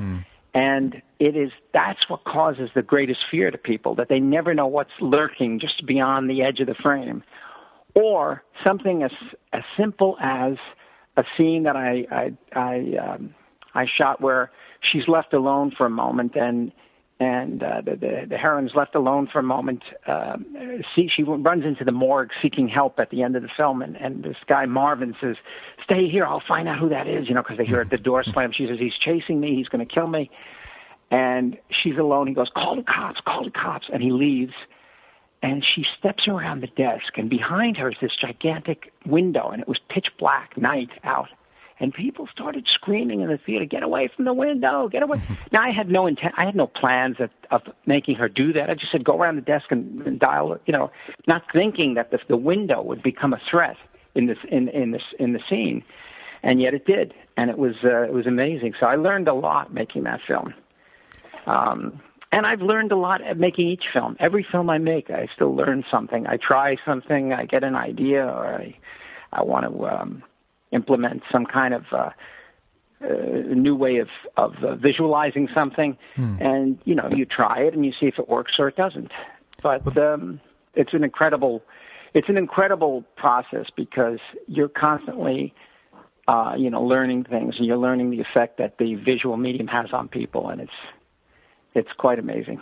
Of course, and I mean, he knows you're alone. When it was released on video way back in the early 80s, which is how I saw it originally. It actually has that shot of Caitlin O'Heaney being attacked by Tom Rolfing by grabbing through the door. So it was quite iconic, that image. And also the film's got some quite famous fans, isn't it? I seem to remember you mentioning like Martin Scorsese. You bumped into him, and he was quite a fan of the film, wasn't he? That's right. And he remembered it. He was actually in New York City. I was walking on 7th Avenue, and I walked by, and I see him on his one knee, and he's kind of staring, and I said, to notice him while people are just walking by, because anything can happen in New York City, and people continuously walk by. But I happened to notice him, and I said, "Oh my God, that's Martin Scorsese." So I walked over, and I said, "Excuse me, Martin Scorsese?" He said, "Yeah. What?" I said, "My name is Armand Mastroianni." He shot up, and he went, "Oh, He Knows You're Alone. I love that fucking movie. The knife in the seat. Oh my God, it was fun. Hey, cut." And I'm going, What are you doing? And he was shooting King of Comedy. And he had all these hidden cameras on 7th Avenue. And Robert De Niro was like a block and a half away. I didn't see him. He was walking toward us. And he waved him over. He says, "Come over here, Bobby. I'll let you meet somebody." And it was amazing. It's just, I actually walked in and disrupted the shot, so without knowing about it. It's amazing. And did you ever watch Scream 2 and the beginning of that? Yeah, well, I worked with Wes.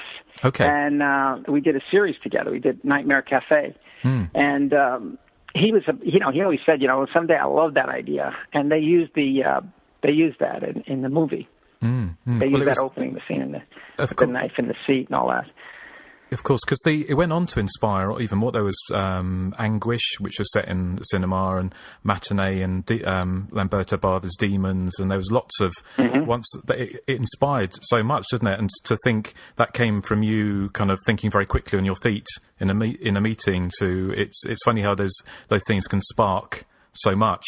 Right. And then, but a lot of the sequences, and Scott Parker, who's the writer, was also very instrumental in creating. I mean, we were talking about the idea of like the girl leaning out the window and the guy being out there lurking with the knife, and every time she'd throw her head back, we think he's going to slice her throat. But, it's the build-up. It's it's the teasing of the audience with those elements that I think makes a good thriller, because you can pay it off very quickly and then it's over. It's like of course the whole thing about Hitchcock saying if you have two people walk in a room and they start talking about baseball and suddenly an explosion goes off and they're dead, the shock only happens for a second. But if we see the bomb under the table from the beginning, and then these two guys walk in, our nerves are on edge because we know this bomb is going to go off. It's ticking, and they're oblivious to it.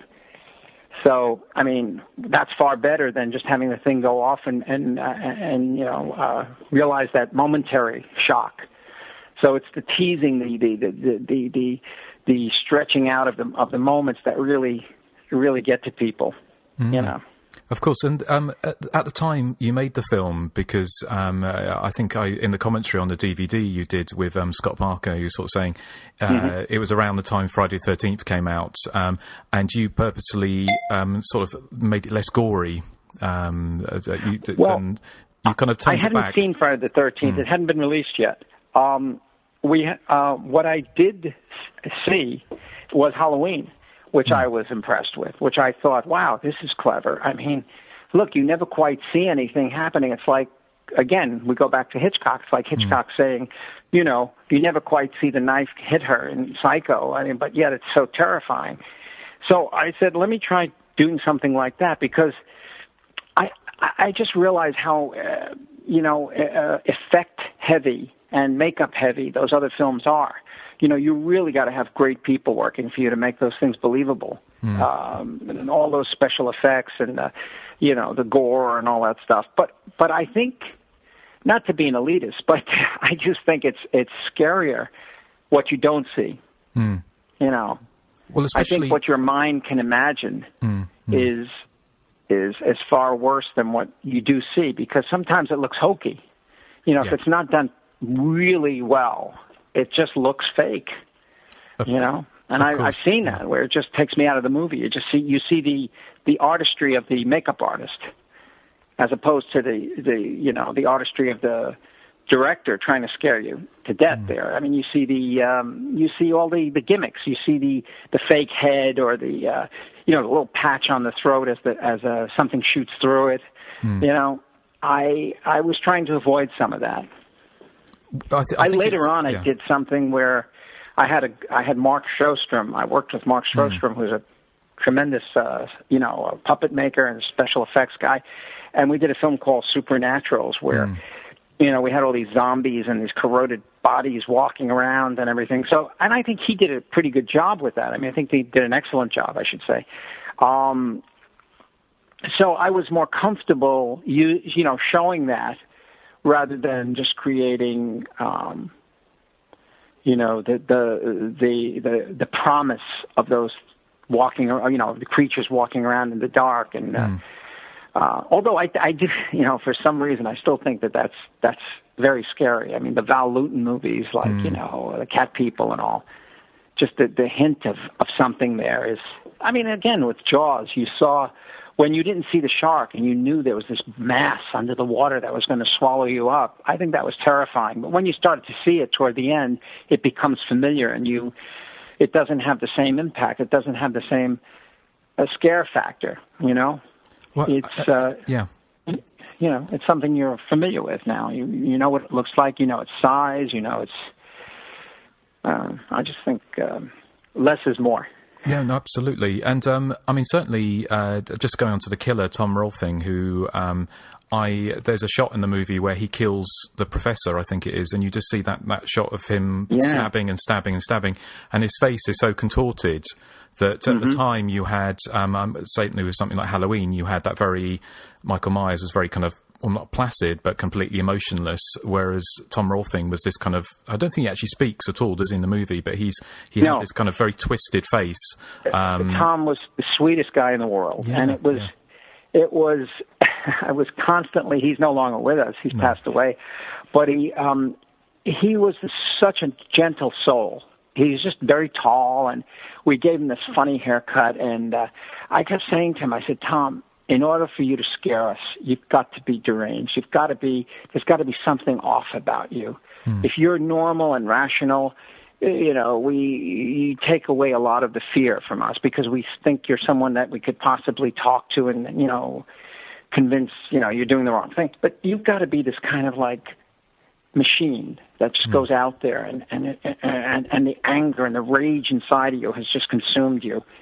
So you've got to like distort your face. You've got to pull your teeth back. You've got to look at them with vacant eyes. Those empty eyes sometimes. And he had these great eyes. So I said, we've got to keep photographing those eyes a lot because they're just so, there's just something about them that evokes fear, If somebody was walking down the street just staring at you like that without blinking, it's kind of unnerving. So, and he's just a great, he came, I saw somebody ask, where did you find him? Well, the two guys that produced the movie were Broadway producers, Edgar Lansbury and Joe Beru. They had produced shows on Broadway like American Buffalo and David Mamet's, American Buffalo and a couple of other. And some of the actors that ended up in the film were people who were, either had secondary roles in those shows or they would recommend them and they would come in to see me for the casting session because we really didn't have a casting director. It was such a low-budget film. I was doing the casting. And that's, again, how Tom Hanks came in. I was actually having lunch. I'm sure you know this story because I've said it on the thing. And he was early and I met him and I just got so taken with him. I found him really charming. I said, we need somebody like this in the movie. And, it was one of those issues where they just didn't want him. They said, the guy's not, he has no credits and he's not even in Screen Actors Guild. We can't hire him. And I said, no. So, I fought for him. They finally said, I don't want to hear you anymore. Let's put him in and give him a secondary role. And that's how that happened. But it was, and it became for me a process of discovery for a lot of actors because over the years, that's what I've done. I've insisted on sometimes sitting in on the pre-reads that they do, some of the casting directors that later on I worked with. And they said, well, why do you want to come to this? It's boring. There's a lot of bad actors that are going to come in. I said, because you never know.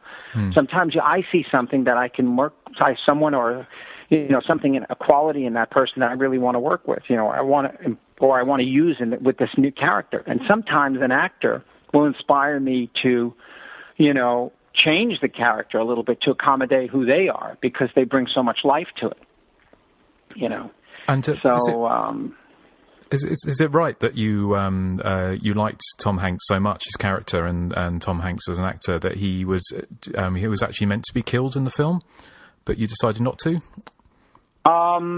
Yes. At one point he was to be killed, and we said, no, let's not kill everybody. Let's keep him alive because I think Elliot is a guy that he's just this kind of nerdy guy that we like, And it was so funny because he was supposed to be this object of their desire, and Tom was a little geeky looking in those days. He had the curly hair, and he was like, And I remember at one screening where Caitlin O'Heaney and Elizabeth Kemp are sitting down there jogging, and they go, there he is, he's so cute.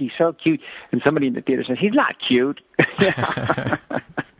and I said, well, there you go. So much for taste.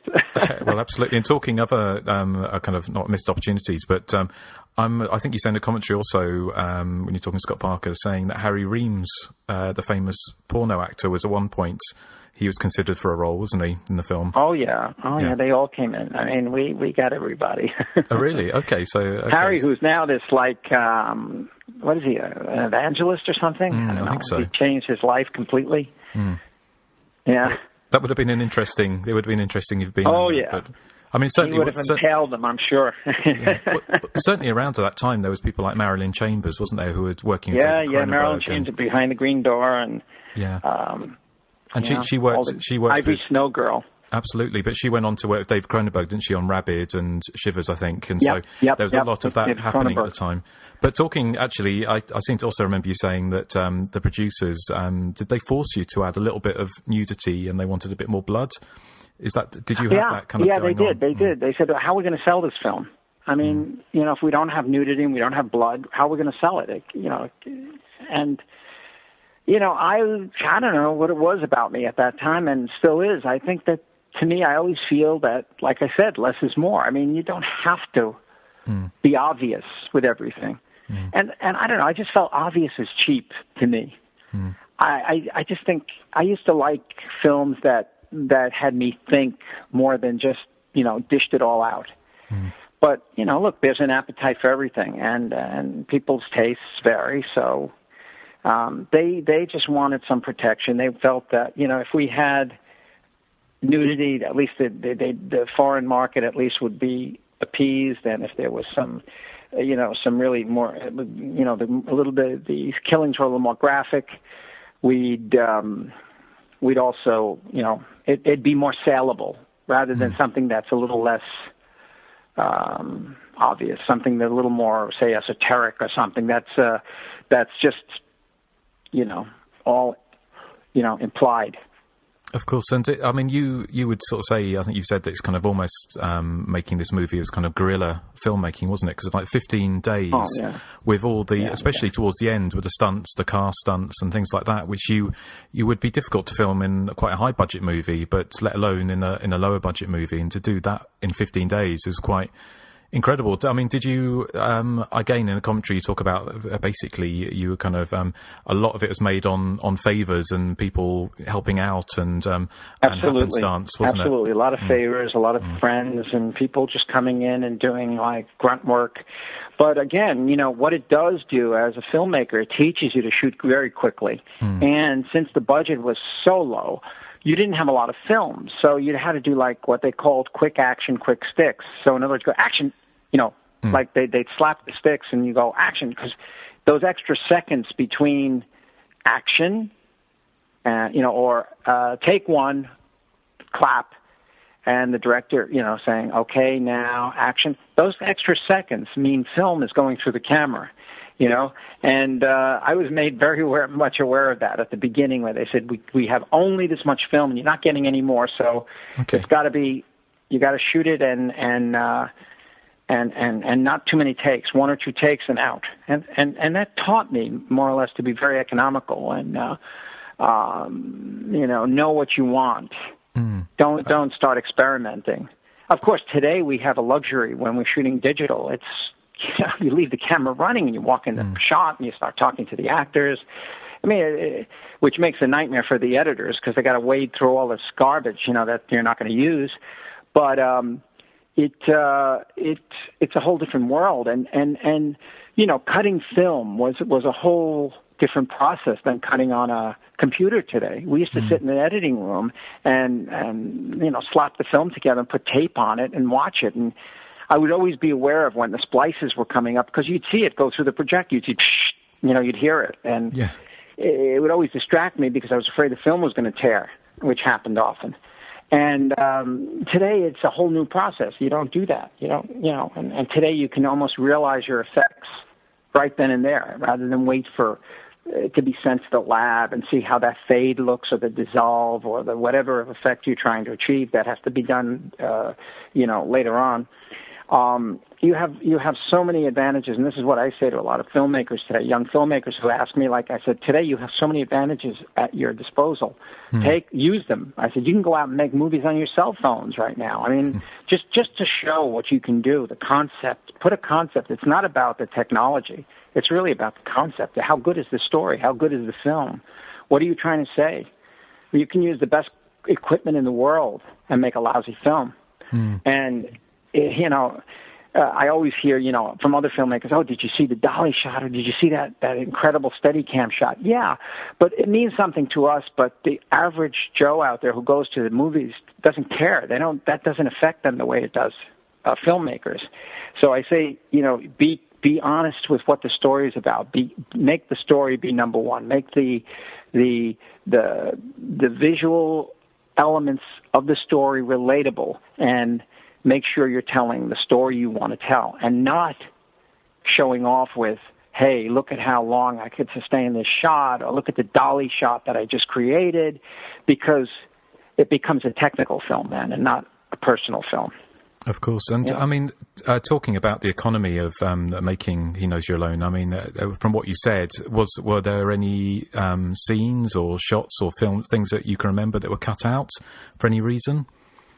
Oh, I don't think very much was cut out of that film because of the fact that we didn't shoot that much, you know. Exactly, No, I mean, little mistakes and things like that were, of course, were cut out. No, I don't think there were any scenes missing. So we might have trimmed one or two things down just a little bit within some dialogue cuts and stuff, but nothing major. There are no scenes. There are no deleted scenes or anything like that. We just didn't have the time to shoot it or the the budget to indulge. Of course. Later on, there are films that I've done that have had sequences that we've removed and stuff like that, but He Knows You're Alone was certainly a learning experience for me because it was my first 35 millimeter film. I had shot on 16 before that, and it actually allowed me to move on, move ahead, and shoot my next one, and my next one, and my next one. It just became an ongoing process then, and thank God for that. That was really good. Yeah, exactly. I mean, if we move on a little bit to just a few more questions and just about your career, because you carried on, didn't you? Obviously, with The Killing Hour, The Clairvoyant, wasn't it? And then obviously The Supernatural and Cameron's Closet and other sort of genre pieces. Were you a horror fan when you were younger? Is it something you were interested in? Because you've had such an eclectic absolutely. career. I was definitely a horror fan, but I also loved all kinds of movies. I mean, I wasn't limited to just the horror genre. I loved great, I was a fan of the big epic movies too, and I liked, great dramas, stuff that emotionally moved me. So I think that's one of the reasons why I was, and again, I feel blessed that I was able to diversify. Given you mentioned Wes and I had that conversation one time. He says, wow, I'm kind of jealous, envious of you. I said, well, what do you mean? Why? I mean, I should be envious of you, and I am. He said, no, but he says, you make a lot of very diversified films. You can make a comedy, you make a love story, you can make a thriller, you can make a horror movie, an action film. I said, and he says, and I'm stuck in this genre of horror films. And I said, well, that's what you do so well, and that's what people expect from you. It's like, it's like going to see this latest Woody Allen movie, which is terrific, but not knowing anything about it. You're expecting a Woody Allen movie, and this turns out to be a disturbing film about someone whose life is falling apart. So it's a little bit off-center for what we expect from Woody Allen. So fans expect Wes Craven to deliver horror films and thrillers of that nature. And when he tried to make a film like Music from the Heart with Meryl Streep, nobody went to see it, and yet it was a very good film. He just wasn't perceived to be that kind of a director. But I was somehow given the opportunity to move from, the first few were all, in that genre. They were all, and then I got hired to do Friday the 13th, Tales from the Dark Side, then War of the Worlds, and then suddenly I get a telephone call about somebody wanting me to do a legal thing, which was called, I think, Reasonable Doubts or something like that. And I said, oh, that's interesting. So I moved on to that, and that led to something else, and then I started making movies about domestic violence and using some big TV stars and stuff, doing this in television, of course. And that started to broaden my resume and the kinds of films I was being considered for, because you do get categorized in this business. You think of Wes Craven, you think of him as a horror director. You think of Alfred Hitchcock, you think of him as a thriller director. You think of, but a guy like, say, all right, let's pick Steven Spielberg, has done it all. He does, War of the Worlds, and he can do The Color Purple, or he can do Lincoln, and Jaws, and the action films. So I think I kind of like that kind of repertoire more than just being categorized as doing one kind of film. It's like, too, when I was doing series, quite frankly, after a while I'd get bored, because it was we did the show this week. Now we're doing it again next week, and it's the same actors, and it's just a few little changes in what happens to them. And then we do it again and again and again, and there's no like way to move on and create something new, you know, which what I can do with a film. Each film I can give it a different look, a different feeling, a different style. When you're in series, you're pretty much, you know, committed to their style and structure. I mean, did and you even with Dark Shadows? I mean, but Dark Shadows was a blessing for me because that came out of my work on Friday the 13th. I got a telephone call from Dan Curtis and said, "Listen, I really loved your shows. I saw a couple of them and on Friday the 13th, I like the way you shoot and all that, and I want you to come out and do this show with me." And I went, wow, okay. And so that was another experience. Of course. And you've returned to the thriller genre, haven't you, fairly recently? Because you very kindly sent me a link to watch your film from last year, Dark Desire. So did you enjoy going back? Did it feel like kind of going back to something, did you enjoy going back to doing that kind of film? Absolutely. I mean, because that's more the kind of film I like. I like when, you know, everything has a sense of reality to it, and this could happen, you know, whereas in some of the horror films, you know, it is extraordinary and almost impossible for that to happen, but it works within the context of the premise you've set. In these films, you have to try to keep a reality that people can identify with in order for them to be interested, because if it starts getting too extraordinary, it just feels, wow, this is just manipulative. So I like that, and I like creating tension and thrill, and you know, you know, creating a thriller that exists in our everyday, you know, in what would happen to you and me during the day. Suddenly, in bright daylight, something's happening that is very unnerving, very unsettling, you know, and you can identify it with it. An audience would identify with it and say, "Oh my God," you know, and then become involved. So I like utilizing, you know, I like doing thrillers that are very, you know, connected to reality, as opposed to to science fiction or something that's extraordinary. So even the action films, I mean, you go over the top in these films because that's what people want to see. They want to see, you know, extraordinary car chases and, you know, cars flying through the air and stuff like that. Because most of the times, if that actually happened, the person would be dead, you know, and yet they crawl out of the car and go running down the street and chasing and shooting at each other. Nobody gets hit by bullets, but, you know, they've shot about 2,000 bullets at each other. And, you know, but it's the genre. It's that kind of, you know, film that you know, the premise you set up. I instead like doing the stuff that's really based on in reality, and hopefully, you know, you could believe this is really happening. Of course, and you could believe like that character would become. You know, that film was a little bit inspired by the Patricia Hinesworth. Is it Hinesworth? The talented Mr. Ripley. Oh right, yeah. I can see that definitely. Yeah.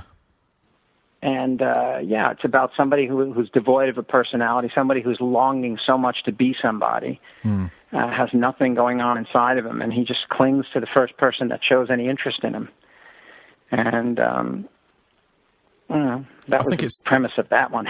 Yeah, absolutely. I think sometimes it's the monsters that are much more believable, far scarier, aren't they, than kind of latex and the fantasy ones, because you can imagine that kind of sociopath, that kind of person who is essentially a vacuum and just wants to take on other people's lives. And I really enjoyed that. I really enjoyed Dark Desire, and sort of urge people listening to sort of check it out. And what have you got coming up? Because I think you're doing did I see you're doing a film about the Mexican miners? Yeah, that's in talks right now. I mean, that's not officially happening yet. And, you know, there's a couple of other projects that I'm developing, and a series possibly for television that seems very possible. So, but again, it's more character-driven piece. Yes. And, you know, of course, a good thriller comes along. Of course I would want to make one. You know, I've always loved that.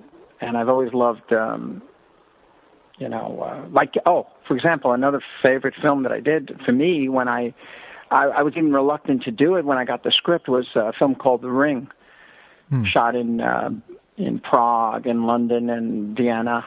And it was all about the 1930s and 40s in Germany, and about a family trying to escape. And it just, wow, I had so much to work with there. And it was a big 4-hour movie, for NBC.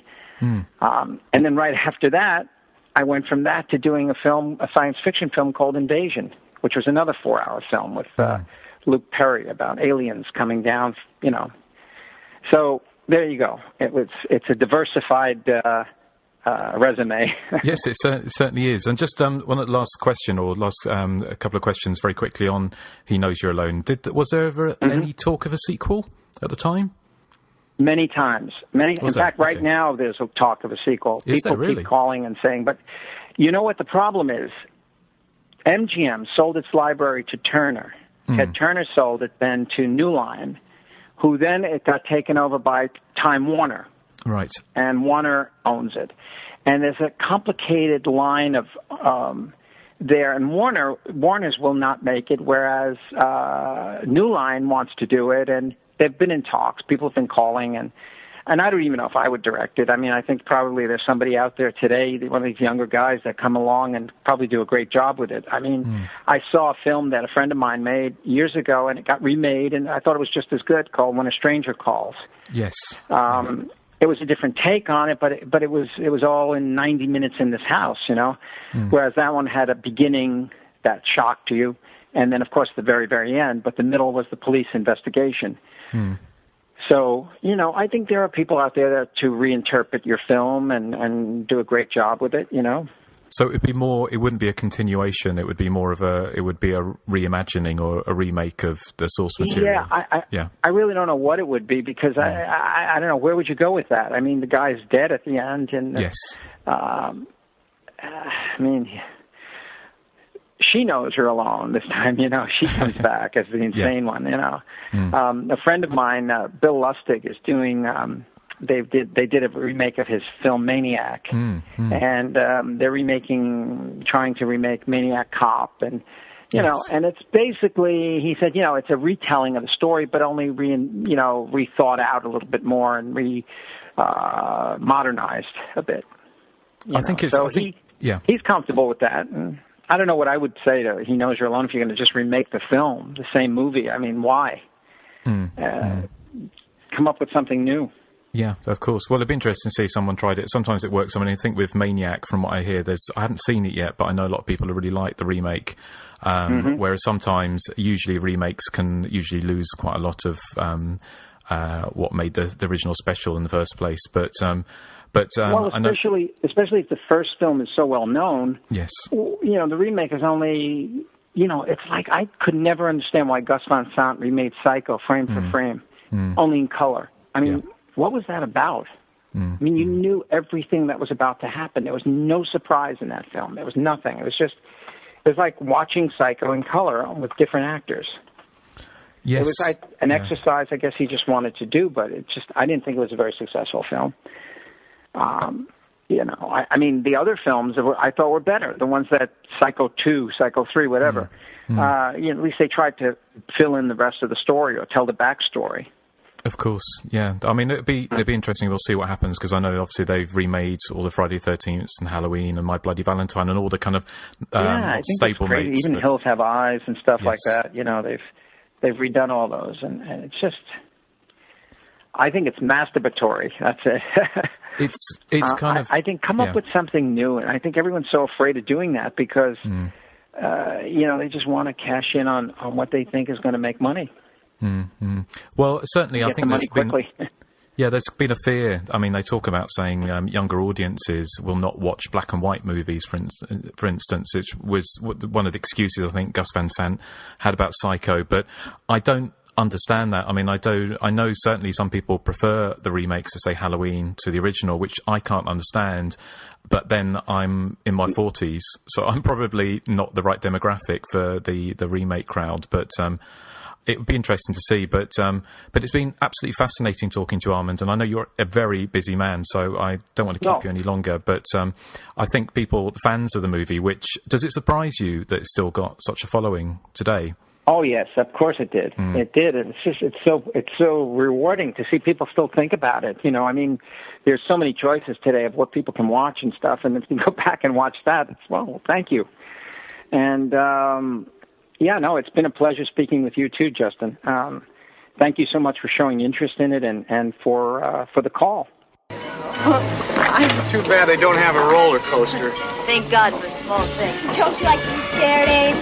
No. Most people do, actually. I mean, like to be scared. It's something primal, something basic. Horror movies and the roller coasters and the House of Horror ride. I want to go on that next. And you can face death without any real fear of dying. It's safe. You can leave the movie or get off the ride with a vicarious thrill and the feeling that you just conquered death. One hell of a first-class rush. Don't tell me you're a psych major. Oh, a good deductive guess. I'm most interested in fear, the emotion of fear. For example, why after seeing Psycho were so many people afraid to take showers? Not me. I never saw the movie. You were afraid, right? You bet. And thank you again to Armand Mastriani for a very interesting interview and sort of taking the time to talk to me earlier this week, or was it last week? But we've also got another interview coming up, and we're actually thrilled. I was thrilled to talk to Caitlin Ahini about her time making the film, and that's going to be coming up shortly. But we're going to talk a little bit about background of the film. Obviously, Armand covered quite a lot of it in his interview. But Joseph, do you have anything? No, not really. I thought you had something about the ice cream shop. I did. I said it only had 29 flavors. Oh, okay. What about you, Nathan? It was made in 1980. But it wasn't, was it? No, and so my trivia is even wrong. So, but thank you. Well, what about you, Erik? Okay, only a small bit of information. Dana Barron, who plays Diana, the little sister. Joseph's already mentioned she was in Vacation, which I think was called National Lampoon's Vacation to us over here. She was also in the third season of one of my favorite TV shows, Beverly Hills 90210, where she totally seduced David Silver in the beach house and broke up his relationship with Tori Spelling. They bonded over their love of the George Michael song, I Want Your Sex. So there you go. Yeah. Actually, she was an absolute tramp in it. I want your sex. Sorry. Yeah. And I think he was singing that to ladies back in the day. Don Scardino, who plays Marvin, he was also in Squirm. He was the final boy in Squirm, which I think is a really good movie. It's just come out on Blu-ray over here in the UK and Ireland. I might pick it up, but I do find it kind of stomach churning because, I don't know, there's something icky about worms, I find. The special effects in He Knows Your Lawn were done by Tasso Stavrakis, who was Tom Savini's assistant. He worked famously, of course, on Dawn of the Dead and Friday the 13th, and his hands doubled for Mrs. Voorhees in the decapitation scene at the end of the first movie. In 1980, this was the 83rd most successful movie at the box office. It wasn't that far behind Motel Hell, which was 78th. The most successful horror film that year was The Shining at number 14. It grossed $4.8 million from what I can gather. It was released on the 29th of August, 1980, when I would have been 6.5. So I was way too young to go see this in the cinema. And that, I think, is all I have for background. Okay, thank you. I've got a few bits here. It was released in UK on November the 30th, 1980. So I've got an advert down here, and it was released with this is one of the films that provoked quite a lot of controversy from various people, including Siskel and Ebert, and very much the kind of seen the whole women in peril thing. And when you actually look at the artwork for the film, the most famous one is the close up of Caitlin Heaney pulling up her jumper over the top. But there's also another one that's a kind of riff on that, where you've got her cowering, or actually it's not actually her, but it's somebody pretending to be her cowering in the corner, putting up her jumper, and in the foreground there's a man holding a knife. And so that was, you could see why. I think this is one of the films that got protested by feminist groups. But actually, the film, as Armand says, he shied away from particular gore and violence, although or sex indeed, and although the producers made him put some in, which is why you kind of got that kind of the nude shower scene with Nancy. The film was released all across the world, actually, because it had MGM backing, and I found some great little titles. In Hungary, it was called Killer Rendezvous, which makes it sound like going out for a bite to eat, or doing lunch. In Germany, it was just called Panic. In Brazil, it was Trail of Corpses. In France, it was released as Bloody Wedding, and the film was originally titled Blood Wedding, but there was I think there was a Spanish production released the same year called Blood Wedding, but the film was MGM rechristened it He Knows You're Alone when it tested very well with audiences, and in Greece it was The Assassin with the Dagger. Let's have a look, see what else.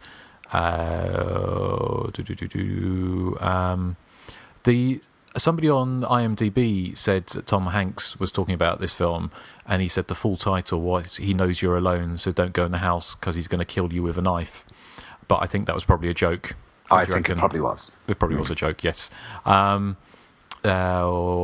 else have we got here?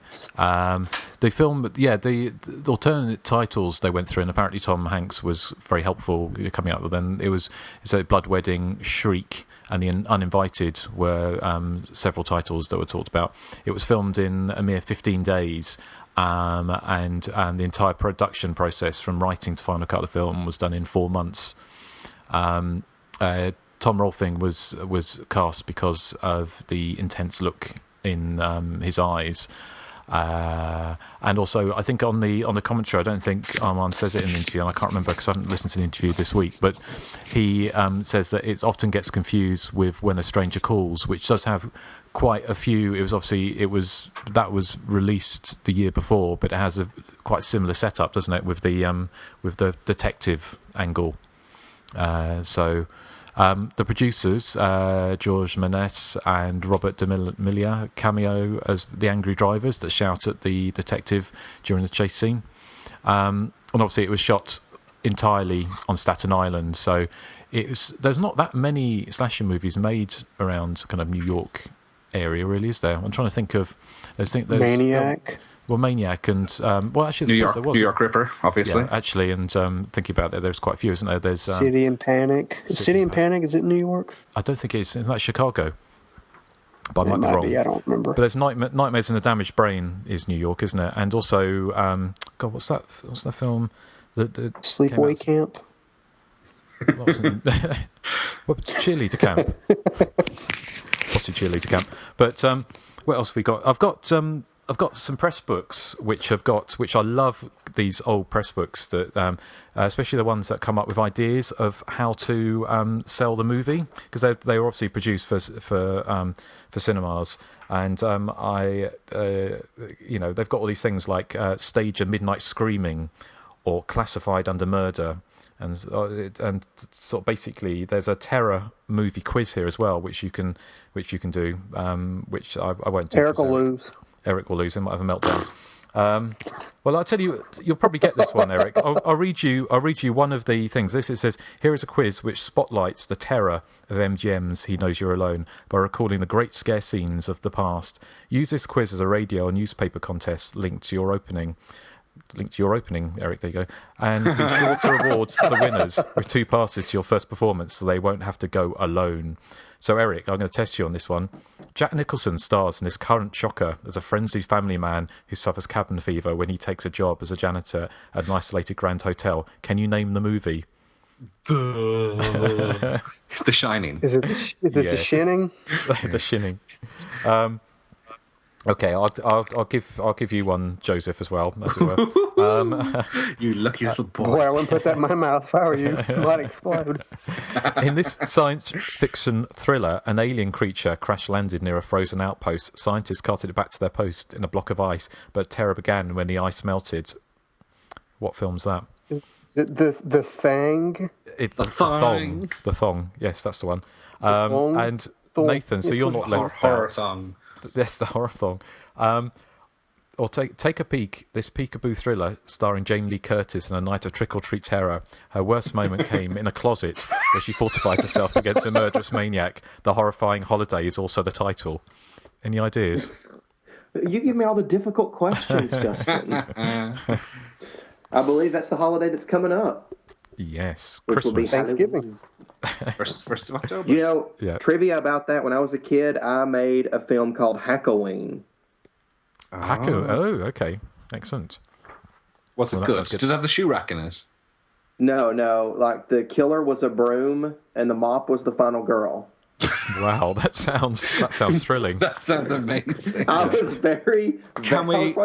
I think I was like 8 or 9 years old. Is the broom still alive? Can we get an interview with it for the podcast? They've sadly passed on. Oh, that's a shame. It had a great final Friday the 13th, jump scare at the end, if I'm remembering correctly.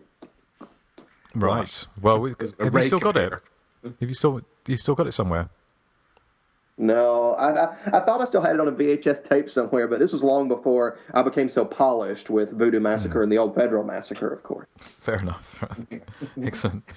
Well, I'll just go on a couple of other things here, which I thought was this promotion thing is one that says classified under murder. It says wedding bells bring out the sentiment in everyone, but when the nuptials forecast terror, the ceremonies become a spellbinding affair with death. That's the idea behind this campaign. Place an ad in the classified section of your local newspaper that reads, "You are cordially invited to attend the most entertaining wedding of the year. The bride has been groomed for murder, and the ceremony could be the groom's last rites. For further information, call." So this idea that they would put classified ads into newspapers to sell the movie, I thought it was quite sort of tickled me. And it says the phone number, of course, is a recorded message to pique the caller's interest even further. With a background of ominous wedding bells or a minor key wedding march, the message is, everybody loves a wedding except for the psycho who slashes the knot before it's tied, and he knows you're alone. The macabre story of an uninvited guest who turns a bridal shower into a bloodbath and the wedding party into a wake is now playing at the name of the theatre, insert here. Come to the celebration if you dare. It's a want ad sure to bring results. So they're great, these things. And another thing they have here is about putting it says you might putting something at the bottom of your buttered popcorn cups, so when patrons look for the last few kernels they get the unexpected warning and plan to stock a supply of fortune cookies to give your patrons for several weeks before your opening. Of course, each fortune cookie will contain the same chilling prophecy: he knows you're alone. So Eric, have you ever cut a hole in the bottom of your popcorn tub? I'm not a big popcorn fan. Oh, you're not? No. It's not fattening enough for me. Okay. The other thing, just the last thing, I'll try and post some of these on Facebook, but it says the idea of decorating the lobby, and it says, don't lose your head, use it for a display. One of the scariest moments in He Knows You're Alone explodes when an unwary girl suddenly comes face to face with a psycho and loses her head. That chilling scene is inspiration for this demonic display idea that will itself turn heads, your patrons. Install a large tropical fish tank in your lobby, complete with a gravel bed, plant life, an aerator, and of course fish. Then place a mannequin's head, its eyes open wide and hair billowing out on the bottom. For further shock value, place your aerator so the bubbles seem to escape from the mannequin's lips. And if local mechanical whiz kid can make the head's eyes seem to blink from time to time, you've got the display of the year. Finally, banner the ghoulish exhibit with the intriguing copy line, for example, don't lose your head when you see He Knows You're Alone coming to this theatre. Which I just love all those kind of things, because you'd never, in today's multiplexes, you would never get anything approaching that, would you? No. It must have been so much fun to go to films back in the day. I know whether or not anyone actually ever did any of that kind of stuff, I don't know, but I think recently, I saw a for the One Direction film, a big cardboard stand-up thing where you could stick your head through a hole and make it look like you were with One Direction. Oh, right. Okay. Yeah, well, which is kind of as good as it gets these days. Did you do that?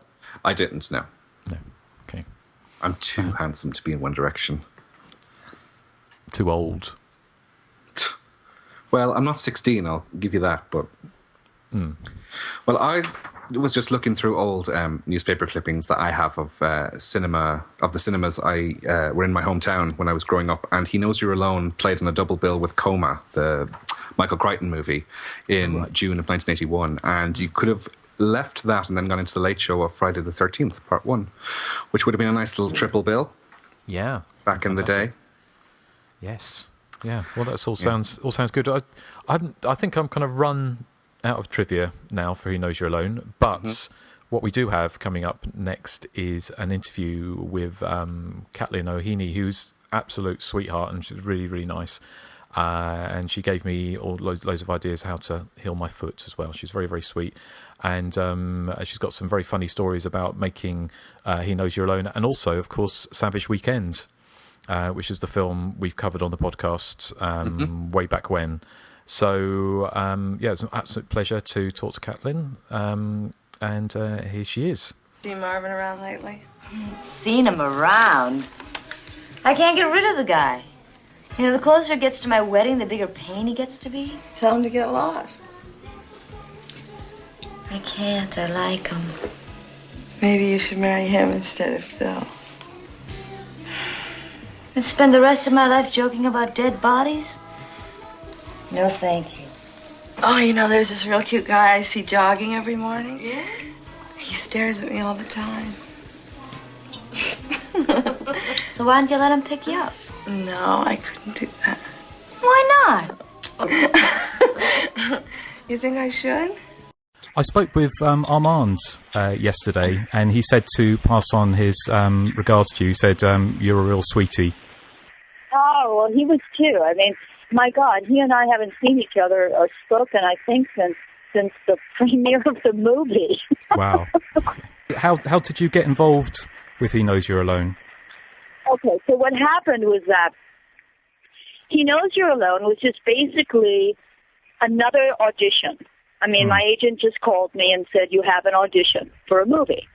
And what I was saying is that I don't like horror movies myself. Okay. I'm not a fan. I don't find being frightened entertaining. And so the real reason I did the movie was not because I really loved it, but because I needed the points to get into the union.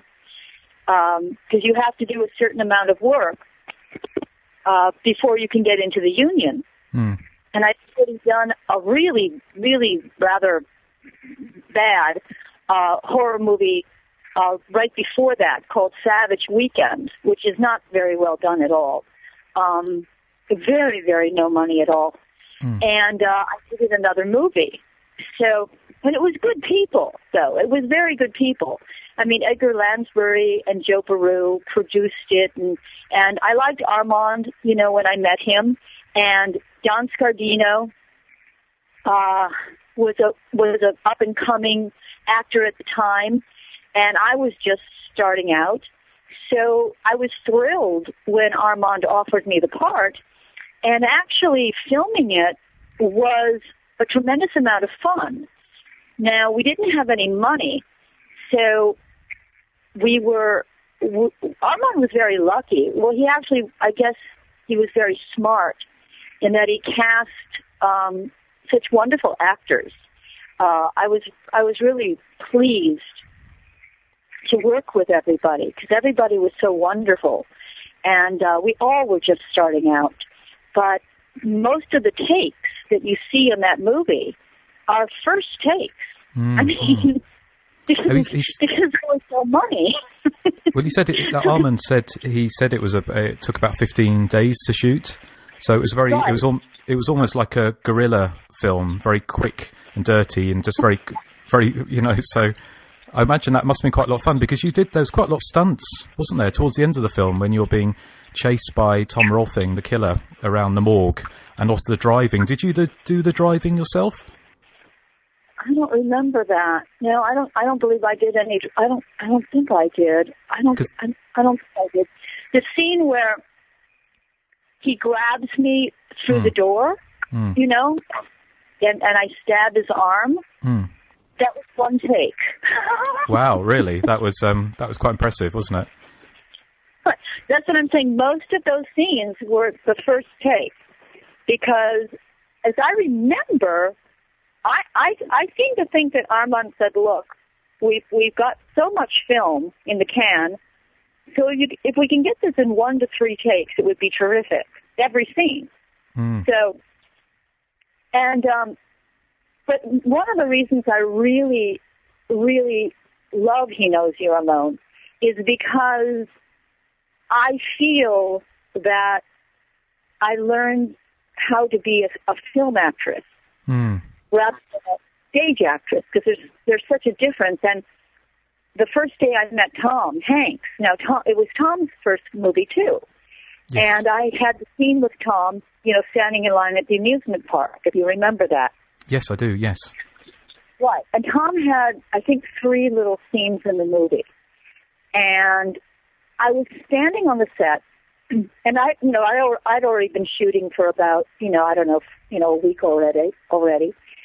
And I had just come off a Pirandello play right before I started He Knows You're Alone. And I don't know if you're familiar with the playwright Pirandello. I'm afraid I'm not, but... Well, he's a 19th century playwright and quite dramatic. And to do stage anyway, you have to project to the 15th row. So, you have to, it's just big. And so I had just come off this Pirandello play, and I feel that when you watch He Knows You're Alone, I feel that until my scene with Tom, I'm too big. I'm too big for the camera. That's my own personal feeling. But once I had my scene with Tom, I improved as a film actress, I feel, because I was standing there on the set, and I was watching Tom film his first scene. Now, Tom hadn't done anything. He was like all of us. He was, he hadn't done anything. And so, we didn't know who he was. He didn't know who we were. I mean, he wasn't a star.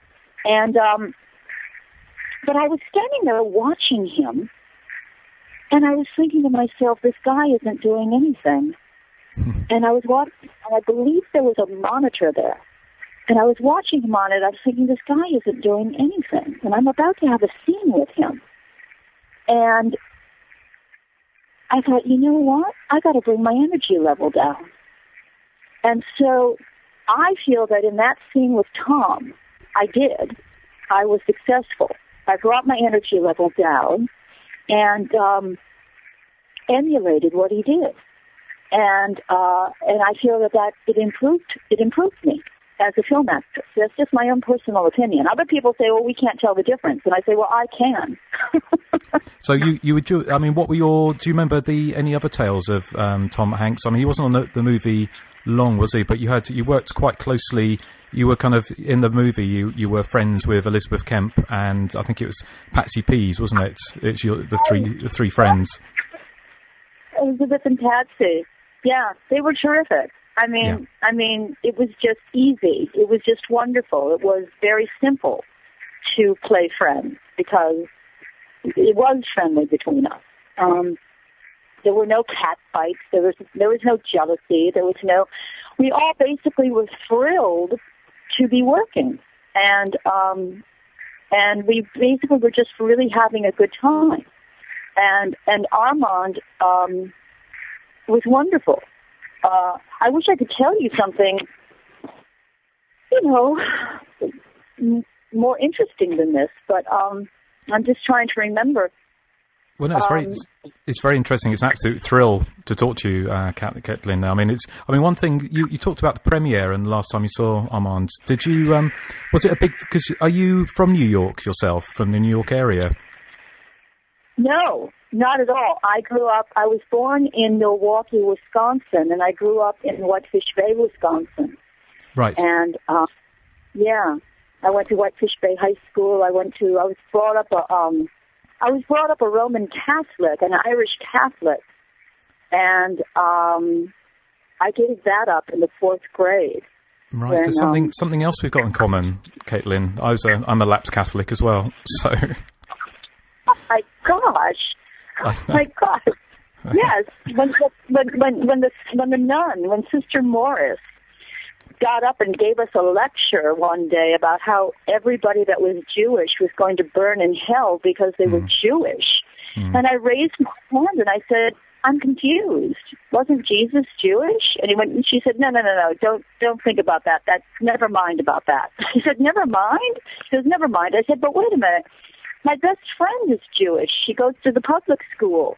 She's really nice, and so are her parents. Are they going to burn in hell? And she said, oh, absolutely. It does put you off, doesn't it? Well, my mother, I said, I'm not going back to that school. There's no way that, Ellery Peck is going to burn in hell. And my mother said, no, you have to go back. And I said, no, I don't. She goes, yes, you do. And I said, okay, well, if I have to go back, then I'm not going to a Catholic high school like my older sister did. I'm going to the public high school. She goes, no, you're not. I said, yes, I am. I said, the first day of school, you can drop me at Dominican high school, but I'm going over to Whitefish Bay. I said, I'm done. Yeah, well, that's very brave, and it was a good decision. So excellent. Can you remember? Can you remember the we saw the film? Did you see it at a premiere? Was it in Staten Island or New York? I'm trying to remember where. I can't remember. I don't think we shot it on Staten Island, but I don't remember where we saw it. I don't remember. I'm so sorry. No, that's fine. But the other thing, you went out to Los Angeles, didn't you, to film a trailer for it? Is that right? I did? I think so. I think Armand said you... Tell me, what did I do? I think Armand said that the whole crew and yourself flew out to Los Angeles because MGM picked up the film to release it because it was an independent, and they wanted a new trailer. So the trailer of you sat by a mirror, combing your hair, and then the killer jumps through the mirror and grabs you. Does that ring any bells? Oh, gosh, you're jogging my memory. That's okay. Right. Yeah. I remember we were so excited when MGM picked it up. Yeah. Because it's really amazing.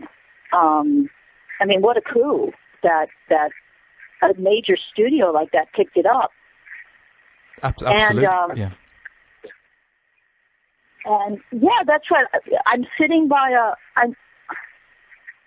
where did we do all those pictures too? We did a whole photo shoot, like the photo shoot of me in the dressing room. Okay. Yes. Yeah. Wow. I mean, because this was so long ago.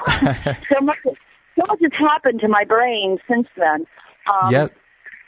Not a problem at all. I can't remember 30 years ago, to be honest. So, but do you remember if you because you've kind of been one of the esteemed what they call final girls? Have you heard of that term before? Have I heard about what? Sorry, it's the term final girl. It's a term it was coined after Jamie Lee Curtis in Halloween. So it's a horror movie heroine who lives to see a new day. So who kind of defeats the monster or the killer. So it's a term that's used. In fact, actually, Jamie Lee Curtis, who was obviously most famously in Halloween, she's going to be in a TV series called Final Girls coming up quite soon. I think it's ABC Family. You're kidding me. Yeah, so it was just, but you're actually kind of one of the few. Well, there's quite a few in the early '80s of the heroines in horror movies who survived. So, do you remember if there was any talk of there ever being a sequel to the film? No, there never was. There No. never was. If there was, I wasn't a part of the conversation. But this TV series that you're talking about, I should be on it. You should be, absolutely. Yes, I mean, there's lots of. I mean, do you ever get asked to go to conventions or do any kind of signings or anything like that? Well, actually, last when was it? Let's see. Last October. Right, because it was literally the weekend of Hurricane Sandy. I actually went to my very first. They're called Chiller conventions. Yeah. I went to my very first one, believe it or not, and signed photos for He Knows You're Alone and Savage Weekend. Also, people were sneaking in Tales of the Gold Monkey and, of course, 3 O'Clock High, the movie I did, where everybody loves the character I played, Miss Farmer. I don't know if you've ever seen that. I haven't seen that one, no. You haven't seen that? Oh, that's because you're into horror. Yeah, 3 O'Clock High is a comedy. And Steven Spielberg produced it along with Aaron, what was his name? Aaron Spelling. Right, and Spielberg didn't want his name on it because of Aaron Spelling at the time. But everybody knows that Spielberg produced it. But Spielberg was there. But that's a whole other story. You don't want to hear about 3 O'Clock High. Can I ask a little bit about Savage Weekend? Because it sounds like you didn't enjoy that film, or you said it wasn't. Was that your first film? That was the very, very first film I did, and I remember that when I got it, I was just fresh out of Juilliard, and I happened to be walking down Broadway, and I ran into John Houseman with Margot Harley and Liz Smith, and I don't know if those names mean anything to you. John Houseman does. Yes, and there's a Liz Smith, right. But I think she's British. I might be a different one. Well, Liz Smith was our voice and one of our speech teachers, and Margot was the administrator under John Houseman, so the drama division at Juilliard. And John is why I'm an actress right after my algebra teacher, because he completely believed in me. When other people didn't, and I have so many stories about John, but I mean, he just completely believed in me 100%. And so anyway, right after I got Savage Weekend, literally, I mean, I think it was that day or something, I ran into them, and I told John and Margot and Liz, and John was so concerned because I said, "Oh, I got this movie," and he was like, "All right, darling, now it's not a porno, is it?" No. I said, no. It is really low budget and it's a thriller, and I think I take my top off. I'm not sure. He goes, no, darling, please, you're sure it's not porno. You're sure it's not porno. He said, no, it's not. I read the script. It's not. It's not. But it was so. It's not that I didn't enjoy it. It's just that it was fun doing it because it was my first movie, and we did it upstate. Originally, the title was Upstate Murders. That was the original title. And Marilyn Hamlin she played my friend. And, oh, God, I can see the actors. I can't remember their names. They're just literally it was done for $1. I mean, there was no money whatsoever. And the script was not really very good. Basically, it's, it wasn't, what can I say? It was the first movie. So it was what? It was your first movie. I think that's I think there's always, I think it's, not many people are lucky enough to be in a fantastic movie first off, but I think the film actually didn't get released until 1981, so actually a year after He Knows You're Alone. Right. I think, so to capitalise, am I right in thinking you're making a film, or you've been filming a film called Late Phases? Right. I put that in my email to you. Yes. No, we finished it. It was terrific. It turns out that I was very, very blessed. The director and the producers are big fans of mine, and they loved He Knows You're Alone. Oh, excellent. Okay. And of course, 3 O'Clock High and Tales of the Gold Monkey and all that. Adrian Garcia Bagliano is the director. And the title is, well, it was when we filmed it, Late Phases. And the producer is, I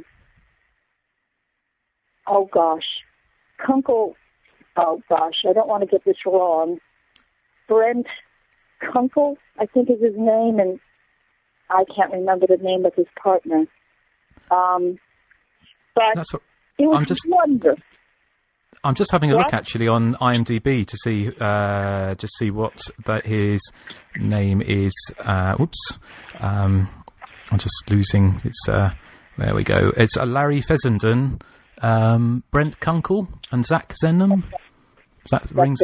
Yes, and it's got lots of other people who were in horror movies in the 80s as well, isn't it? Lance Guest, Britannia Alder, so all those people as well. So was it a fun film to make? Oh, it was terrific. It was just so much fun.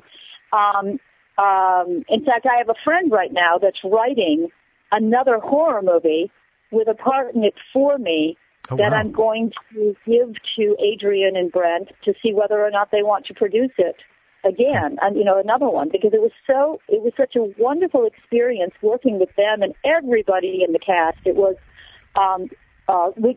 Luciana Alda, wonderful actress. She was the Deer Hunter. That was her first movie. I think one of her first movies was The Deer Hunter with Meryl Streep. Yes.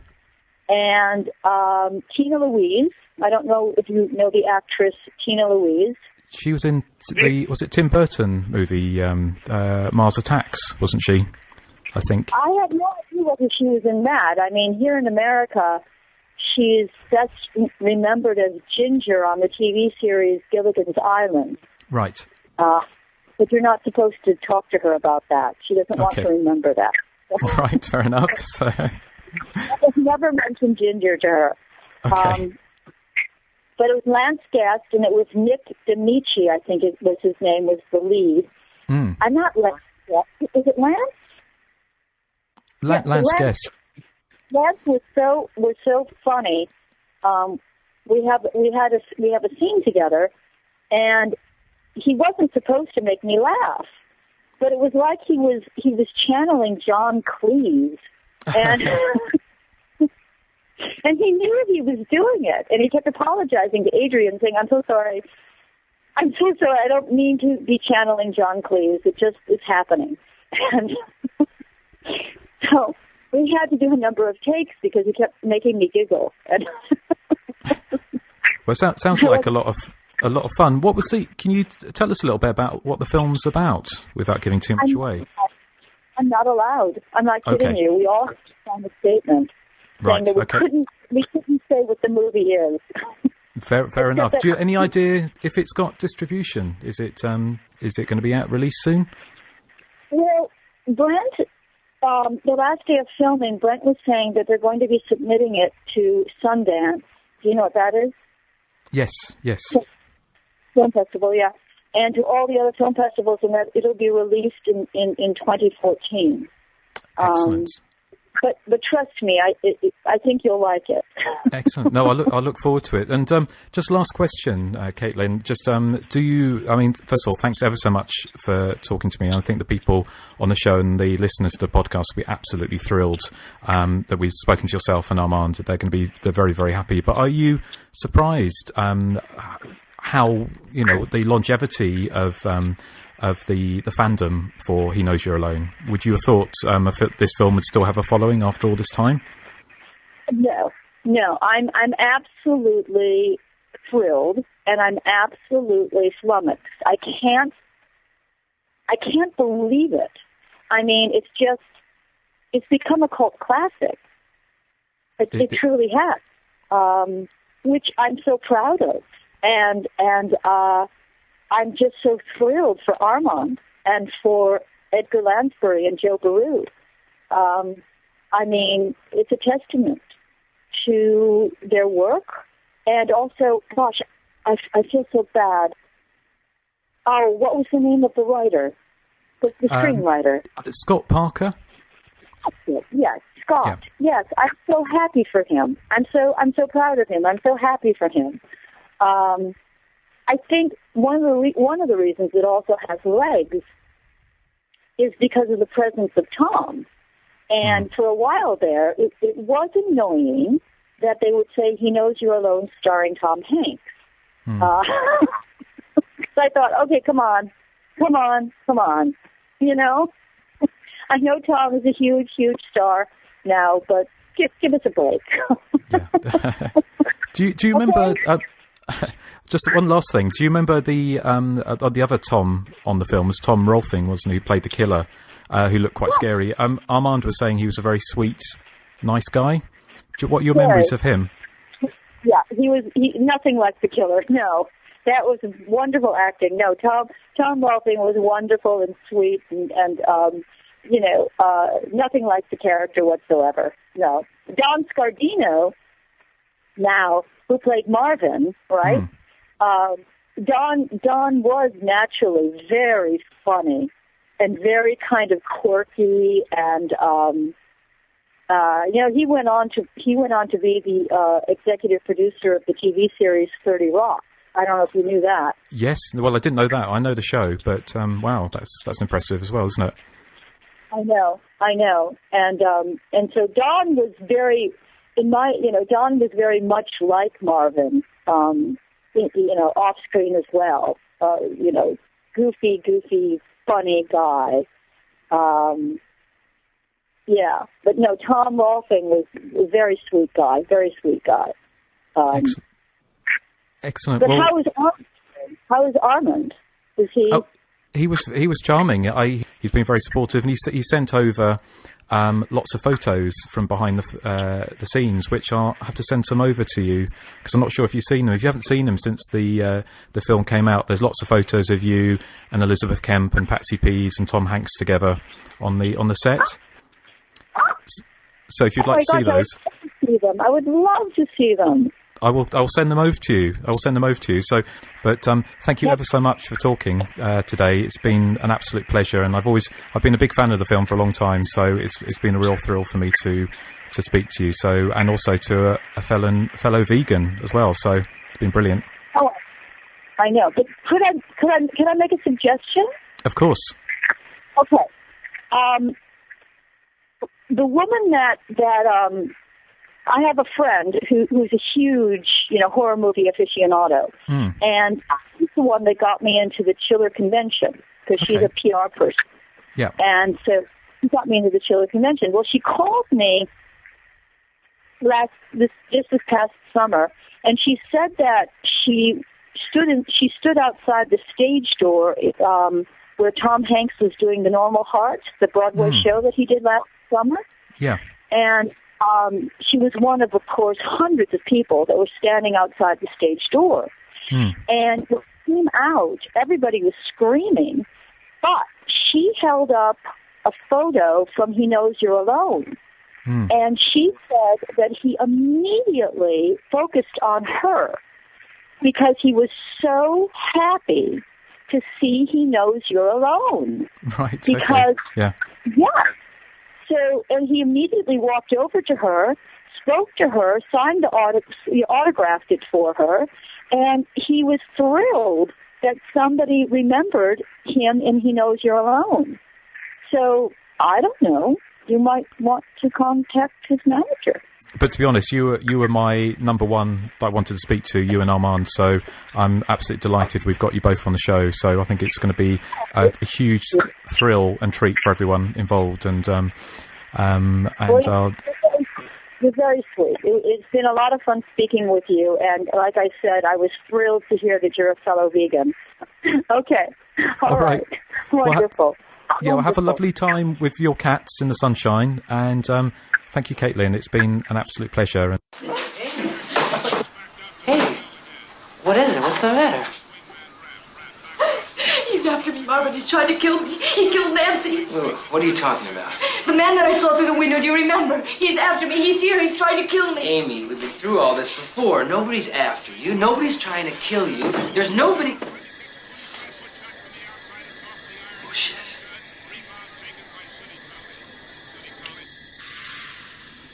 You mean this whole thing's been on the level? Yes. What are we going to do? Do? You're gonna call the police, and I'm gonna go check it out. I'll be right back. Oh, no, Marvin, please be careful. You don't have to tell me that. I'll be right back. And that was the lovely Caitlin O'Heaney. So thank you, Caitlin, for speaking to us. And I keep on calling you Caitlin, and I do apologise for that, but I think it's Caitlin. So I hope you enjoyed our kind of tribute to He Knows You're Alone. We'll tell you what we're going to be covering next on the next show at the end of the show. But before we do that, we've got some feedback. Well, actually, before we do that, even let's play. Play the how to contact the show, and let us know what you think. Be sure to search for and like us on Facebook. Follow us on Twitter at THC_podcast. Our voicemail is 858-233-9281. And you can email us directly at the.hysteria.continues@gmail.com. Okay, and please do get in touch with us. We've got a few bits of feedback. We've got a voicemail we'll come to in a minute. But Joseph, I believe you have a bit of written feedback even. Yes, this is from Doug from slashermovie.blogspot.co.uk. He says, "Hi everyone at Hysteria Continues. I've been a big fan of the show for some time now and have meant to write in to give you all a well-deserved pat on the back. Slasher movies are frighteningly underappreciated in this day and age, and you fly the flag proudly. I'm probably a little late, but I've just listened to the Friday 3 show. I had to wait a little while as I wanted to watch the Blu-ray from the new US box set first to refresh my memory. A great film, and your insight was very appreciated. Excuse me. I have a not particularly well-written small blog that hopefully some of you listeners and yourselves might find useful. You see, I'm on a bit of a mission to try and create the biggest and best collection of slasher movies on Blu-ray from around the world. I try and post any news I stumble on about upcoming titles, but more importantly, I have an ongoing list of what films are available and where they're from. I found it particularly useful myself, as I seem to have a memory like a sieve and often forget anything obscure that may be out or coming soon. Excuse me. The collection is going well with around 150 different movies, but there's plenty more out there, and I'm always hopeful that more gems are given the HD respect they deserve. It's been a great year for slashers on Blu-ray, and there's some cracking titles coming soon, such as the complete Chucky collection, Prom Night, Chopping Mall Curtains, and Maniac Cop 2 and 3, to name a few. I'd like to particularly thank Justin, as Hysteria Lives has been an invaluable resource, as many of the more obscure titles I stumble on, I often don't even know if they are in fact slasher movies, and I use your site as a guide to what is and isn't. Plus, Teenage Wasteland is a fantastic read, so cheers for that. I was wondering if you might consider reviewing more modern slashers just to change it up a bit. Stuff like modern classics such as Switchblade Romance, aka High Tension, or remarkably entertaining fluff like Killer Movie. All the best, Doug. He says, P.S. I'm rooting for The Night Before Easter. Really looking forward to seeing it. What are the chances of a Blu-ray? And then he says, P.P.S. Top 3 slasher movies you'd like to see on Blu-ray. For me, right now, I'd love to see Valentine, Cheerleader Camp, and Slumber Party Massacre. And that was from Doug. All right. Well, thank you, Doug, for the kind words. And also, can you read out his Blogspot address again?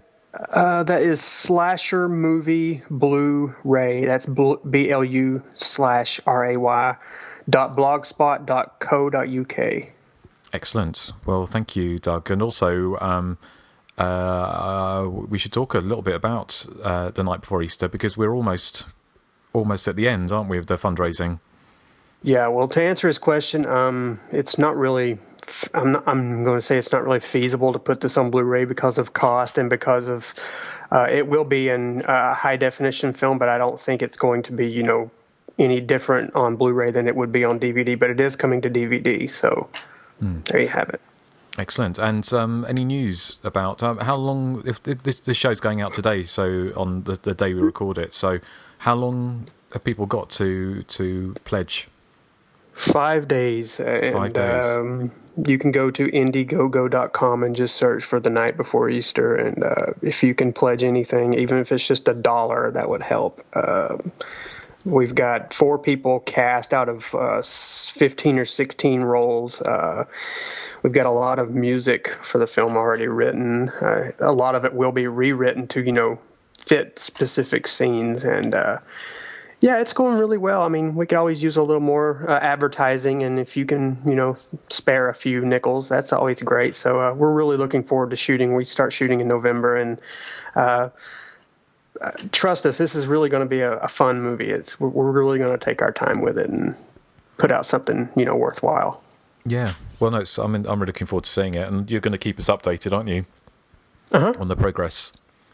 Yes. So excellent. And also, just actually talking about our friends making slasher movies, Jake Helgren, who was on the show, who did Bloody Homecoming, has just come out on DVD, and has been getting, to be honest, has been getting very, very good reviews most places. I had a horrible review on one place. Where did it get bad review? No, don't slander anyone. Oh. Okay, never mind. Why would we be slandering anyone? Well, I mean, you can. I don't care. I mean, I'm just saying, I don't know if you want to slander anyone or not. Okay. Well, all I'm saying, it was a very negative review, wasn't it, on a certain website? But he got ripped a new asshole by lots of people. So, but ass, not ours. Yeah, he's totally turned an American. Totally. Do you want some cilantro with that? I'll just have some oregano with that. Yes. Yeah. But everywhere else has been giving it really good reviews. So, sorry, Nathan. That was a terrible review. The guy who reviewed Bloody Homecoming didn't really say why it was a bad film. He basically just kind of went into the movie with no, subtext as why it's bad. He just said it's bad, and he just was really mean-spirited, and it's not very cool. Yeah, and also he'd never heard of Hysteria Lives. Well, there you go. So I think that tells you everything you need to know. So, yes. But as for movies on Blu-ray, like slasher movies on Blu-ray, I'm trying to think actually, what would I really like to see? I'll tell you what I'd love to see that hasn't come out is Halloween, 1978. Oh yeah, I've heard of that. Yeah, because no, I was only joking. But that's been out in the States, isn't it? The new Halloween disc, but it's not out in the UK until 21st November. October. Is October, November? 21st of October, I think Amazon said. Okay, right. Okay. But there's so many films out there. I mean, to be honest, my wish list would be Friday the 13th Part 2 and 3 uncut on Blu-ray. I'm boycotting the box set. Yeah, I think it's Me too. Such a pale cash-in. I just really, I can't see there's any point buying it really, apart from to get a few of the later films on Blu-ray. But that doesn't really. And just in case anyone's wondering, a lot of people are, they want to see this uncut footage on Blu-ray. And, maybe eventually it will show up. But if you go to YouTube and search for Friday the 13th Uncut, you will see a lot of the uncut footage. So I wouldn't even spend your money on this release. It's basically just a rehash. It's basically ported from the DVD just to Blu-ray. There's not much changes at all. Well, they haven't done any new... they haven't spent any money doing anything new, have they? No. So, which is a shame. But new packaging. Well, new packaging, yes, fair enough. But it's not the ultimate. But they always call these things like the ultimate box set, don't they? But it never really is it? Eric, you like new packages, don't you? Yes, I like to have a wide variety of packages. Do you get them? Do you get them to your door? Do you sort of receive? Sometimes I have to go out and pick them up. Okay. So because I heard you enjoy receiving swollen goods around the rear. Well, you've heard wrong. Oh, have I? Okay. Right. Thank you for that. And we've got a voicemail. Should we go into the voicemail next? And I believe... This is for Nathan, by the way. This voicemail Nathan. is specifically directed at Nathan. I can feel an Inga moment coming on. Hey, gentlemen. It's Brett calling you again. Also, still from the gym, which is now less than 30 days away from its closure date. And a very, very sad day it will be for us all. I had a few things to say. About Sleepaway Camp, I stand by what I said. And so does my brother, who watched Sleepaway Camp 2 with me, and we couldn't believe how awful it was. And we started 3 thinking, oh my gosh, it's only 80 minutes, we can make it. And then we just turned it off and said, these are horrendous, and I'll never watch them again. But I will watch 1 for the rest of my life. I just wanted to also say I really liked your Friday the 13th 3 show. I would love to see that in real 3D. And not this shit-ass Blu-ray crap that they put out. I mean, I didn't watch that. I heard it looked horrendous. I want to see an original 82 film print, maybe a little cleaned up, maybe with the sound beefed up. But I want proper flying things coming at my face, big, sharp, pointy things just flying out at me. That's what I love, you know. And who knows, maybe one day I will, but I've heard only a few prints exist, and they play in, in Texas sometimes, or there's one in Canada. Maybe one day I'll take a road trip up there to see it. Another thing, I'm going to say something that's going to be rather controversial, but maybe even bullying. But how can I say this respectfully? I love you, Nathan, very much. You're good. But sometimes, I don't know, your taste. Like, I think I remember one where you said Return of the Texas Chainsaw Massacre was good or something. Oh, yes. You said it was, brilliant. It Yes. was not. I think you might be the only person in the world that thinks that. It was really quite horrendous. It was almost worse than Sleepaway Camp 2. That's right. I said it. And, I also wanted to compliment Meat. I thought he was a good guest star. I thought he had a rather sexy voice, too. Maybe you could pass that message along to him. Forward those pictures I sent in the past. That's about it. I'm looking forward to He Knows You're Alone, with Tom Hanks and Dana Barron. One I watched in college. I thought it was rather forgettable, but I'm sure your discussion of it will be pretty good. Okay, I'll talk to you guys later. Bye-bye. Thanks. Well, over to Nathan. Well, I stand by what I say.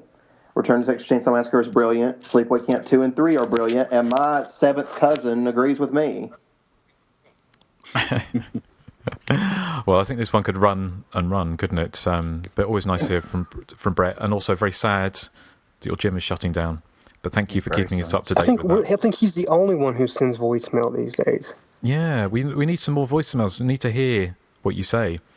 But that's why I'm willing to withstand the bullying and the meanness that comes my way, because he at least does send in voicemails. Yes, exactly.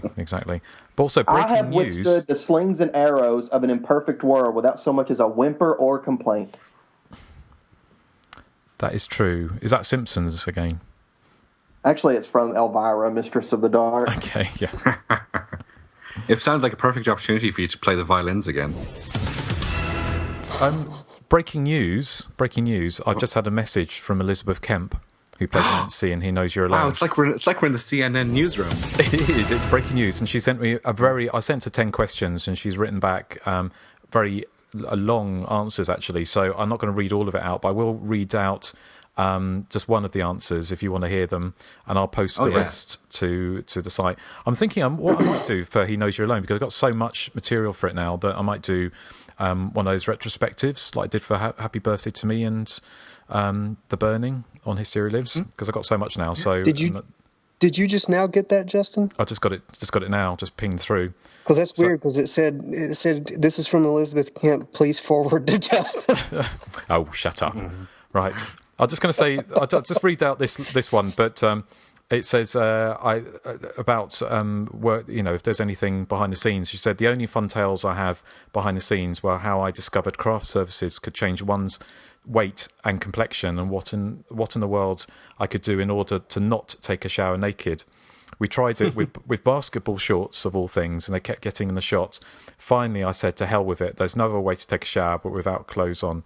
It was a tiny shower, and still Armand and the crew helped me feel very comfortable. I'm sure we had a few laughs over it. I did worry about my parents' reaction, of course. I could not bear the aesthetics, shall we say, once I saw it, no pun intended. Also, in the scene with the headphones, when I'm decapitated, I'm quite sure it was a real knife. I remember saying to the actor playing the killer, please tell me you know what you're doing. Apparently he did. I felt a tremendous sense of trust in him. Frankly, in retrospect, the shower scene had me most concerned. She says, I asked her if she'd seen it recently. She says, she said, I got a call a few years from Quentin Tarantino. Apparently used to work in a video store. He watched every sort of movie possible. He remembered me from this and another thriller by the same director and producer called The Killing Hour. So there's another fan of the movie. But yeah, there's lots here. So I will post that at some point. So I'll get back to Elizabeth after the show. So yes, breaking news. So over to you, Erik. Okay, I've got a long one. We haven't had a. Hold on, let me just Nation, no, please, your hand. Yeah, sorry. Okay, I've got one here from Andy Fitzpatrick, aka Dr. X. He says, hi all, just wanted to drop you a line to say I love the show. I've been a regular visitor to Hysteria Lives for many years, but for some reason I didn't become aware of the accompanying podcast until a few months ago. What a fool I've been, but what treats I've found. You fellas do a terrific job covering an unloved subject matter, and always with such, well, panache. Apart from the one time Justin got drunk, but we'll gloss over that. For me, it's... Yeah, that's his words, not mine, Justin. For me, it's always a joy to hear you exploring these great forgotten classics. Not just the headliners, although they're fun too. It's pure gravy for a cult horror fan like myself, who likes to poke around in dark corners, hoping to unearth hitherto unseen gems. I ask you, where else can you enjoy full and lengthy reviews of films like Criminally Insane and Nail Gun Massacre? Personally, I lean towards 70s and 80s films, being of the same generation as the show members, but fans of contemporary horror are well served too, and you do a great service to people seeking newer films that aren't turgid or obnoxious. Having said all that, the secret behind the show's appeal lies in its personalities and their variety. Leading the charge is Justin, the always informative but slightly naughty and occasionally sozzled professor of Slash. You've got a reputation, Justin. Followed by Erik. Me. Yeah, followed by Erik, the insightful, affable, and even naughtier 80s-loving bear. Nathan, the shepherd of the lost and unloved. And, of course, Joseph, the soft-centered tough guy with a found footage addiction. God help you, sir. It's a great recipe that works not only because it delivers, but because you regularly go against type. When Nathan says he hates an early 80s slasher film, to give an example, the audience takes note. God, that film must be beyond human endurance, I find myself thinking, and immediately seek out said title. And Joseph, no, you're not the only one who thinks Aliens is vastly overrated. In 30 years' time... I didn't say Aliens was vastly overrated. I just said I said I prefer the first one. I don't think it's great. I mean, I think it's a good movie, but I never said it's vastly overrated. But anyway, go ahead. He's agreeing with you. I prefer the first one. Yeah. Yeah. In 30 years' time, when they remake this podcast, we all know it'll be dreadful. Not necessarily because of a lack of informative hosts. Heaven knows the world's full of experts. But because the stand-ins for Justin, Erik, Nathan and Joseph will be obnoxious, loudmouth twats with all the charm and charisma of sour milk. Unlike the originals, who more than anyone give slasher fans a good name. All the best, you crazy diamonds. Love from Andy Fitzpatrick, a.k.a. Dr. X. Wow. So I don't know. Thank you very much, Andy, for that. Yeah, thank you, Andy. Yeah. He just joined the Body Count Continues forums about 2 weeks ago, and he's a pretty cool guy. Yeah, I like him so far. Excellent. Well, nice. No, that's the kind of feedback. Well, not because you were so nice about us, but it's we. Well, he did refer to you as being a bit of a drunken lout on 2 occasions in that email. Well, yeah, but I play acting because I never touch anything stiffer than Camomile, as you know, Erik. Although, yes. God, I was drinking something called rhubarb tea last night, which is some kind of liquor. Oh, it's never mess with another man's rhubarb. Yeah, it's kind of. I didn't know. Yeah, it's called rhubarb tea, but it's this. It's some kind of spirit, but it's quite nice. But I was a bit hungover this morning, so I'm playing to type. Well, just thank you, lucky stars, didn't fall down another hill. Well, exactly. I nearly came a cropper early, actually. I fell over I tripped over the extension cable on the computer, so I nearly broke the other ankle. Oh, dear. So, I know. See, the picture he posted on Facebook had a big bruise on it, so I thought Erik would kind of make fun of him because it's all dark and gruesome like a goth. You see, I couldn't see a bruise on your ankle. Goth makeup. You couldn't see a bruise? No, it just looked like a normal ankle. It's a giant blue and purple line. You didn't see it? When I broke my ankle, the whole thing was completely black. Yes, well, I haven't broken my ankle. And swollen. Yeah, well, mine's swelled up quite big. Yeah, I'm sure and the it has. ankle. So, were you watching anyway, Supernatural at the time? Sorry? I said, were you watching Supernatural at the time? No, I was not. So, have we got any more feedback? Or is that a lot? That's the lot. That's all.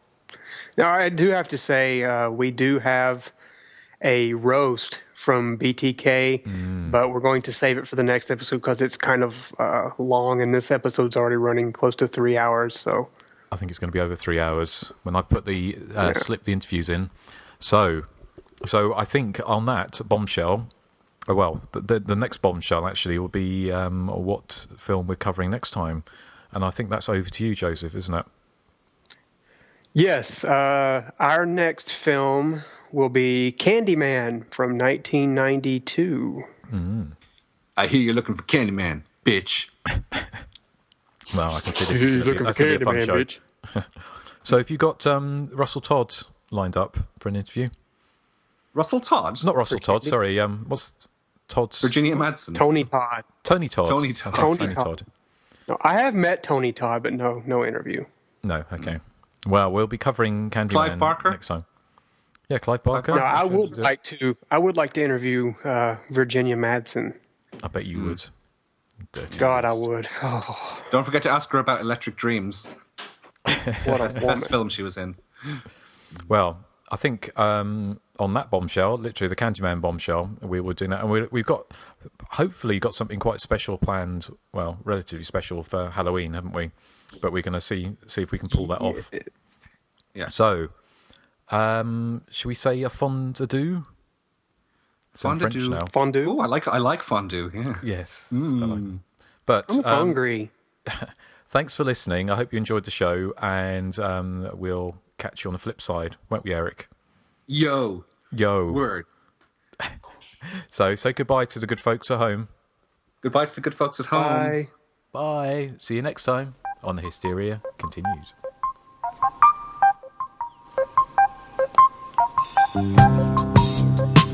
God, I got very Inga during that quiz. You got very Inga. Sorry about that. That's all right. I wasn't over Inged. No. Well, I think it's what everyone expects, looks forward to, doesn't it? I know it's you playing up to your public. That's it. Lord Hereford's knob. They do, because can you imagine like Susie having to go for a poo? No, you can't, because it doesn't happen because she's a celebrity, so they have a special operation. Or they have someone to poo for them. Yeah, that's it. Hello? Nobody there? I'm going to get another Coke, I think. I need to put some clothes on first, though. And they mentioned 3 cocks. Oh. That's Joseph's vibrator.